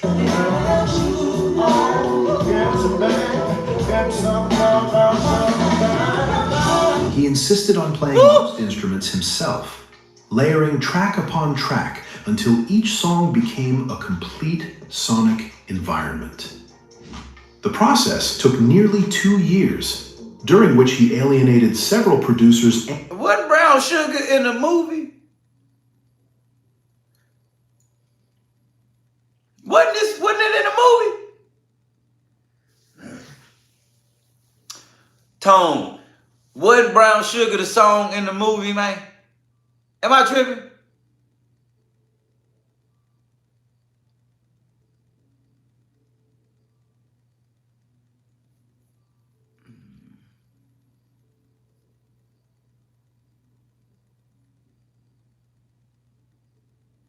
I feel like that Brown Sugar was in somebody's movie, man. Tell me what movie that was in. That song was in somebody's movie, man. I'm telling you. An exercise in musical perfectionism. That Mona, so you feel me, Mona? Entire Look at my fan. Approach. Oh, you know what that was in? I just thought about it. He insisted on playing. Remember that movie, Thin Line Between Love and Hate? Martin Lawrence. Remember that, fam? Tell me if you remember now. Tell me if you remember now. That's what that was. Thin Line Between. You seen Thin Line Between Love and Hate, Martin Lawrence? Mona know what I'm talking about. Mona!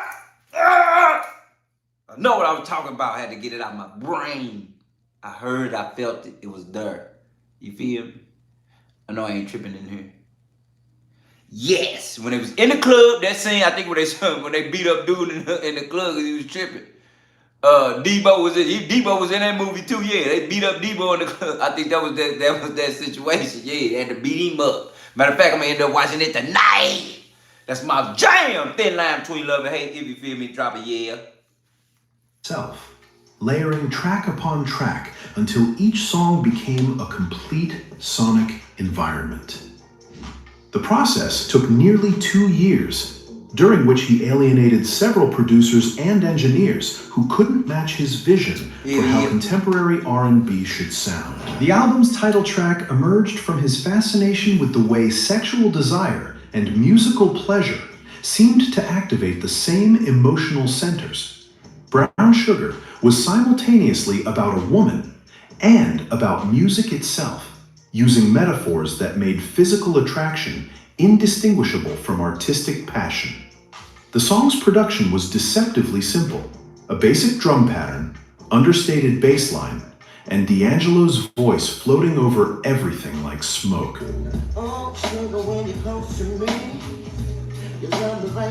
When Brown Sugar was released in 1995, it immediately established D'Angelo as something unprecedented in contemporary R&B. The album sold 3 million copies worldwide, but more importantly, it influenced an entire generation of musicians who had been searching for ways to honor their musical heritage while creating something genuinely new. Artists like Lauryn Hill, Erykah Badu, and Maxwell would later credit Brown Sugar with showing them new possibilities for combining traditional and contemporary elements. The success brought opportunities that D'Angelo found both exciting and overwhelming. Television appearances revealed an artist who was clearly uncomfortable with the promotional aspects of the music industry. He would perform brilliantly, then retreat into himself during interviews, giving responses that were thoughtful but brief, as if speaking about his music somehow diminished its power. His collaboration with other artists during this period produced some of the most memorable R&B of the decade.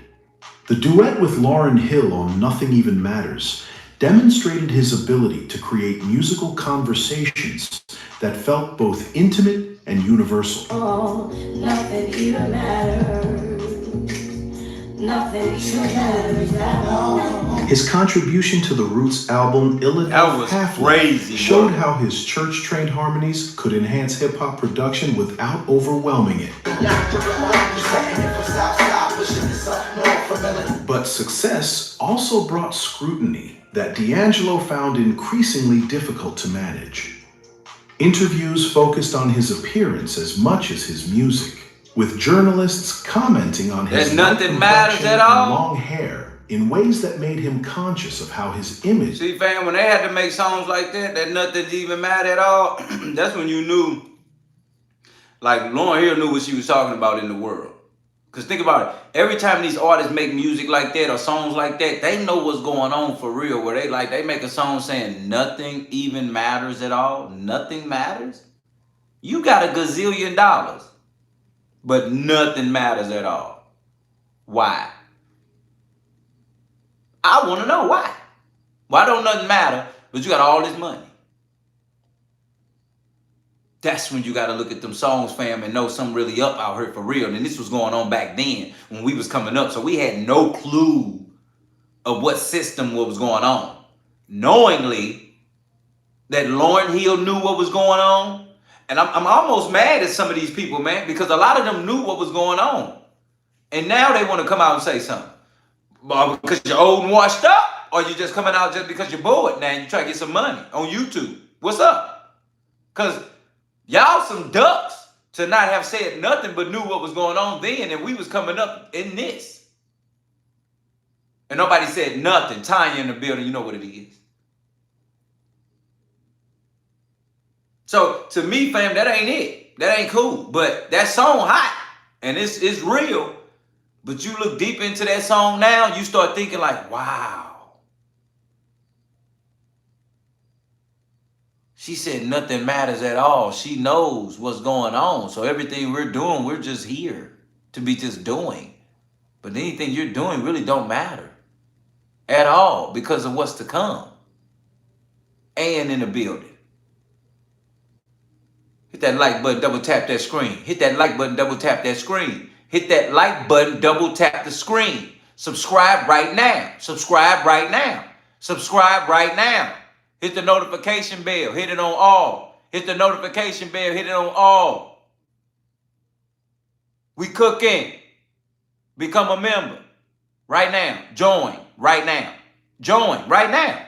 Become a member. Right now. Felt both intimate and universal. Oh, nothing even matters.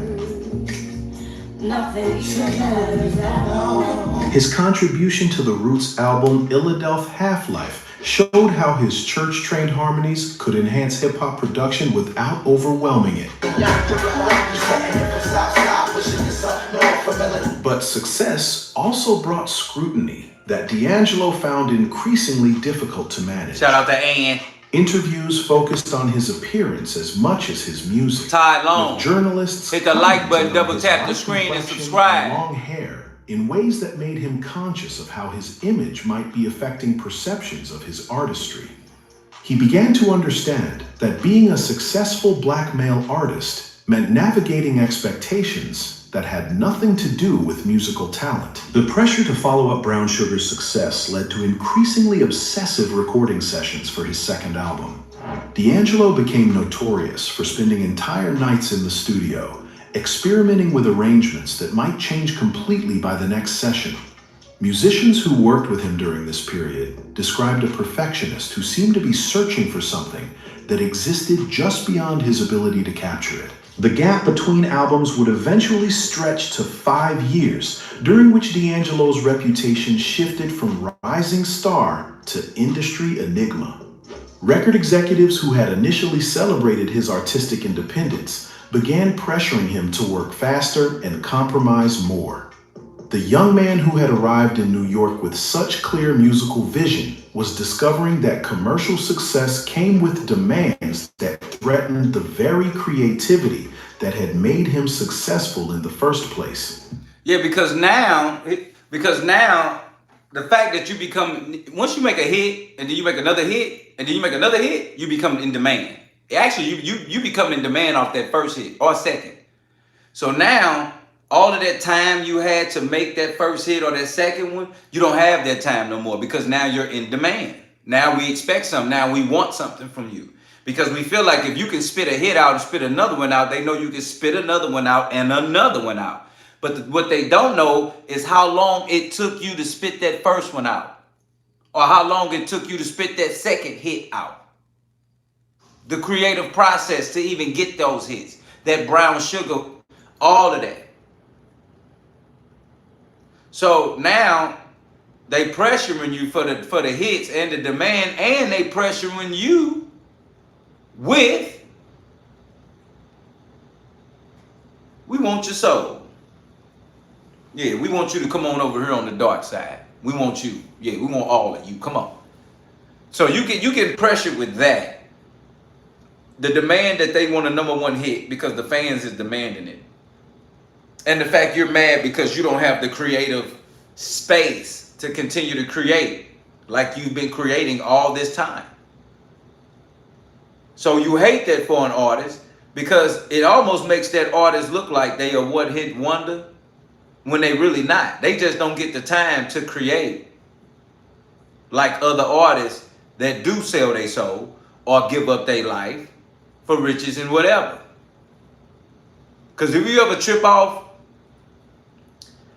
an artist that can literally put out an album and then walk away for a year or two and make a whole new album and then come back like they never left, them the people that's with them people. Because ain't no way you can walk away for a year or two and still come back like you never left. Especially if you ain't got no records out in the world.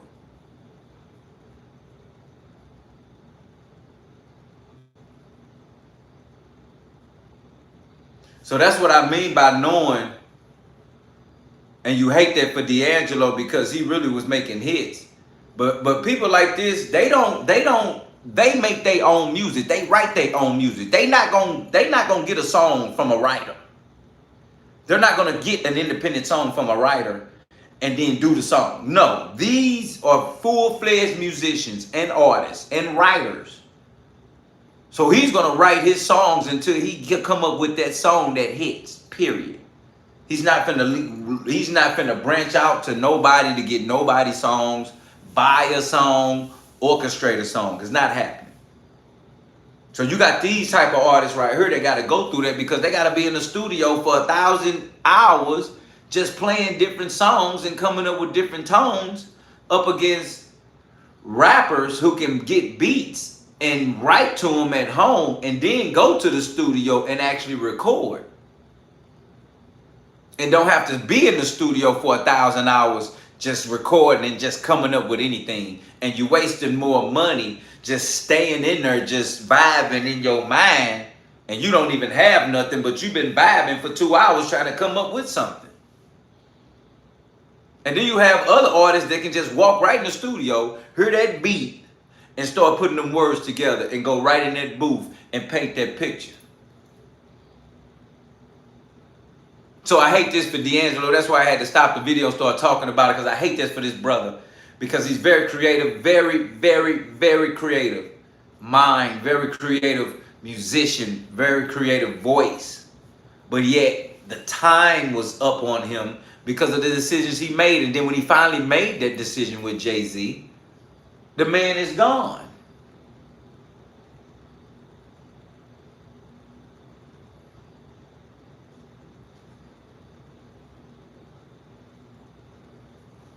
And I think that movie came out like, what, a year ago? That Jay-Z movie he did, trying to mock God, I think it's like a year ago. And if it wasn't a year ago, it might have been what? It might have been a couple years ago, probably. But it's just the fact in my mind, that's how long ago D'Angelo was working with him when he started working with him. So he's been with him for a while. And then all of a sudden he come up Unalive. Crazy work. The 5-year gap between Brown Sugar and D'Angelo's second album became a period of intense musical experimentation that would produce some of the most innovative R&B ever recorded. Voodoo, released in 2000, represented a complete rejection of conventional contemporary production in favor of something that sounded simultaneously ancient and futuristic. All right, Ruth, where you been? Doing something different.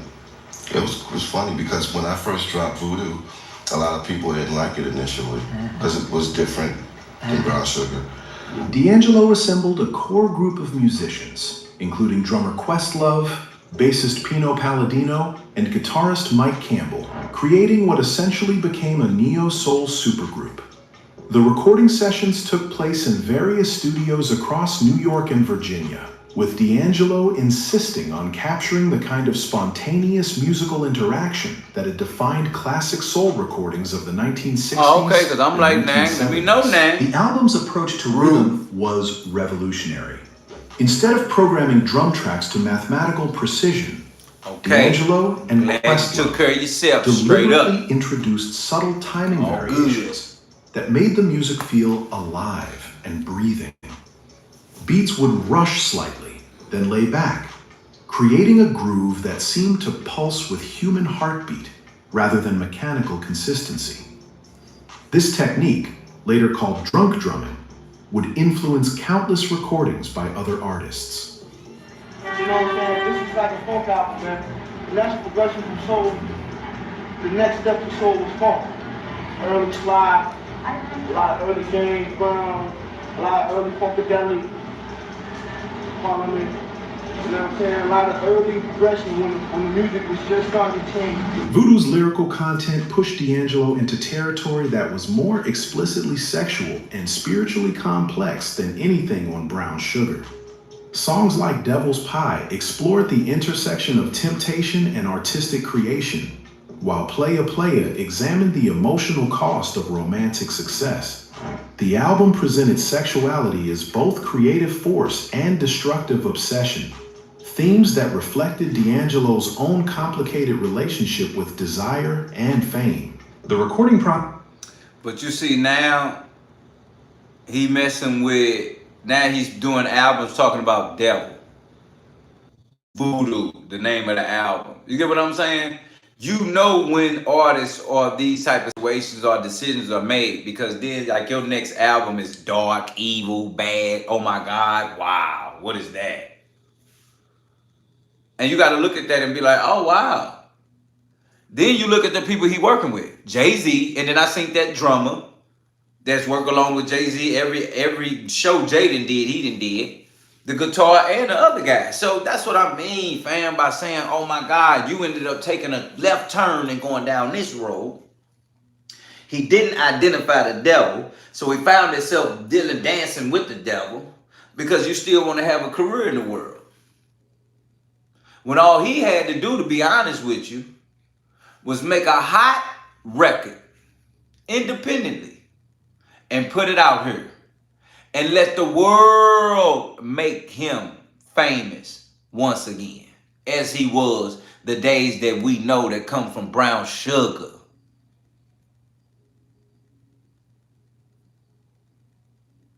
That's the realness of it. He would have did that, and the world would have known, put D'Angelo back in the position we once put him back in, when he was in that #1 position. And he would have did that, and then a label would have came at him with a different type of deal. Instead of him having to settle to go do a deal with Jay-Z and them, and then find himself where he's at now.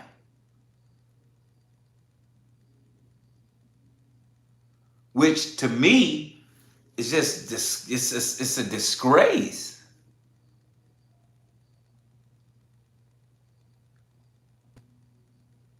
You gotta understand that's what's crazy. Like, when artists of his caliber come out on their own and drop something, they will have the support of the people, because the people was day ones with you, supporting you. We the people put you on. We the people kept you on. We the people can put you back on, because the people have to go buy it. The people have to like it. The people have to say yeah. The people have to say no. The labels don't do nothing but give you the money. But it's up to the people to say, I like it, or I'm going to buy it.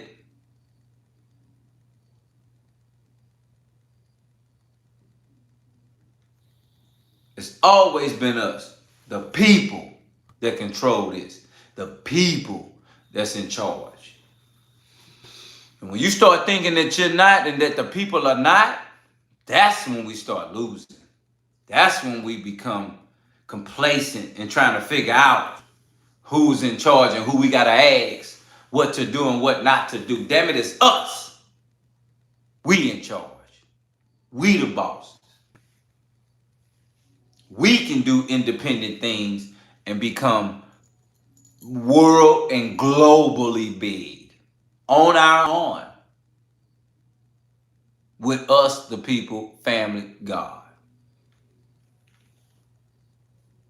So again, understand right now, you see him changing his life right here. Voodoo, Devil's Pie, and all of the devilish.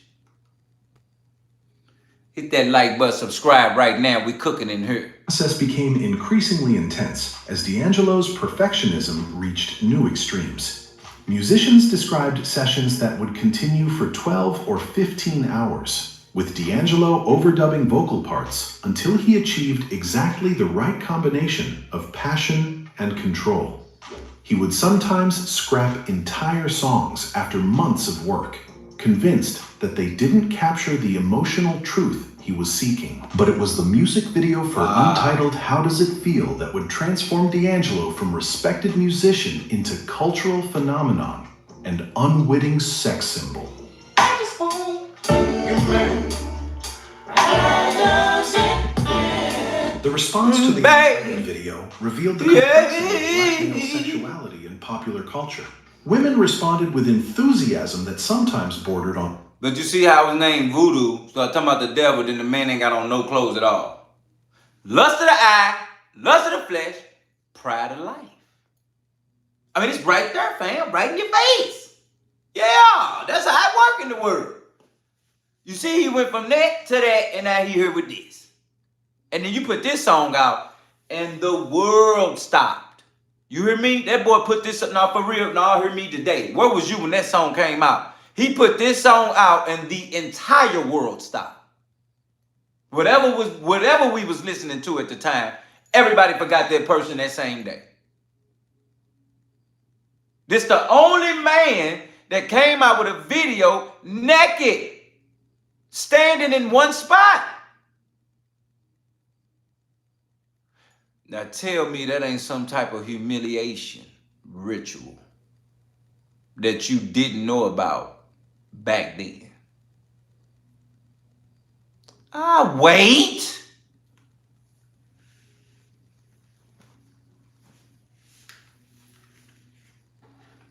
Man standing there doing a video butt naked.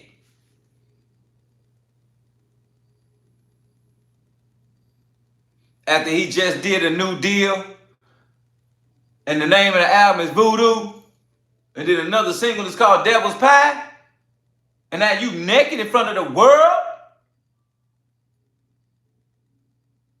And they gonna keep showing the world that video.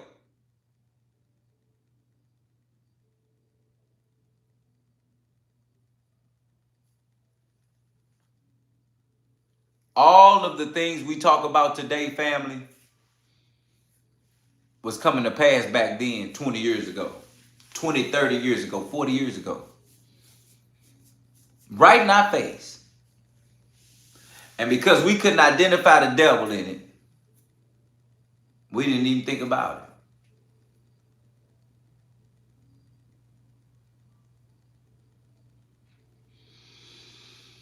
Woo! it's something about something. Let's play it again, because that's D'Angelo. The response to the Untitled Good video, record, boy. Good record. the emotional truth he was seeking. But it was the music video for Untitled How Does It Feel that would transform D'Angelo from respected musician into cultural phenomenon and unwitting sex symbol. I just want you, man. How does it feel? The response to the Untitled video revealed the complexity of black male sexuality in popular culture. Women responded with enthusiasm that sometimes bordered on obsession, while some male critics questioned whether D'Angelo was objectifying himself or being objectified by others. The video's success created expectations about his physical appearance and sexual availability that had nothing to do with his musical intentions. Awards and critical acclaim followed Voodoo's release, including Grammy wins that established D'Angelo as one of the most important musicians of his generation. But the attention also brought levels of scrutiny and expectation that he found increasingly difficult to handle. Concert audiences would scream during his most intimate ballads, making it impossible for him to create the contemplative atmosphere his music required. The success of Untitled created a template that record executives wanted him to repeat. But D'Angelo resisted attempts to capitalize on his sex symbol status. He began avoiding photo shoots and declining interviews, frustrated by the disconnect between public perception and his artistic intentions. The man who had always been uncomfortable with fame found himself trapped by an image that felt completely separate from his identity as a musician. Behind the scenes, D'Angelo was already beginning to retreat from the industry that had made him famous. The disappearance of D'Angelo from public view after Voodoo's success became one of the most puzzling mysteries in contemporary music. The man who had just released one of the most acclaimed albums of the decade simply vanished, canceling use and retreating to his Virginia home for what would become a 14-year hiatus. Handle or to accept everything that happened. So, and then to just seeing everything. Because before you get into the business, you really don't know what it's about until you get in. The phone calls from record executives became increasingly desperate as D'Angelo's behavior grew more erratic throughout the early 2000s. Virgin Records had invested millions in his career, expecting a follow-up to Voodoo that never materialized. Studio sessions that cost thousands of dollars per day would be booked and then abandoned when D'Angelo simply failed to appear, leaving musicians and engineers waiting for an artist who had vanished without explanation. The weight loss that had begun as preparation for the Untitled video had evolved into something more troubling.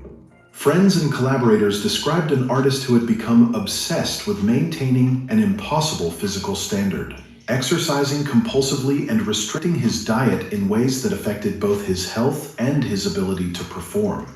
The man who had always been naturally lean became almost gaunt, losing the physical presence that had made his live performances so compelling. The first major concert disaster happened in 2001 at a festival in Europe, where D'Angelo arrived on stage visibly intoxicated and struggled to remember lyrics to songs he had written. Then the death of his friend and collaborator ZELLE in 2006 represented a profound loss that deepened D'Angelo's depression and isolation. ZELLE had been one of the few people who understood D'Angelo's artistic process and could communicate with him about music during his most difficult periods. Losing that connection removed one of his primary motivations for continued musical creation. By 2005, D'Angelo had effectively been blacklisted by major segments of the music industry. Officially blacklisted.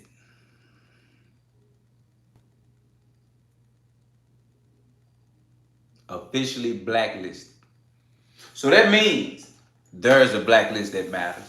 That means there is a list that you get put on that you get shut down your career. That means once you get the blacklist, you might well go to McDonald's.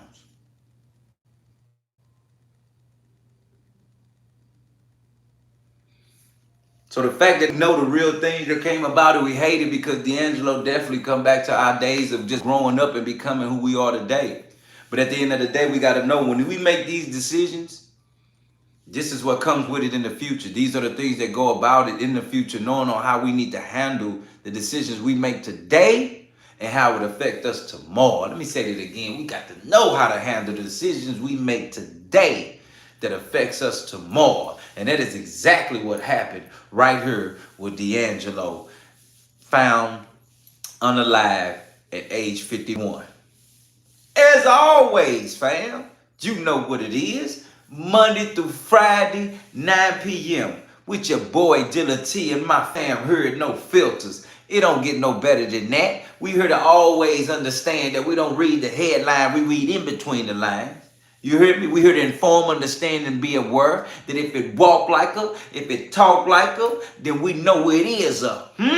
Tell them for me, fam. As always, the super chat is available for your raffle, and the Cash App is available for your $2, $5 raffle giveaway here at No Filters. Don't never forget.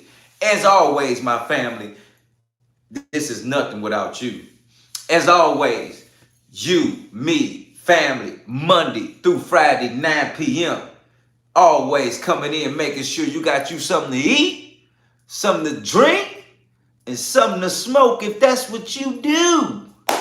Because you see your boy, and you see my family. And this is No Filters.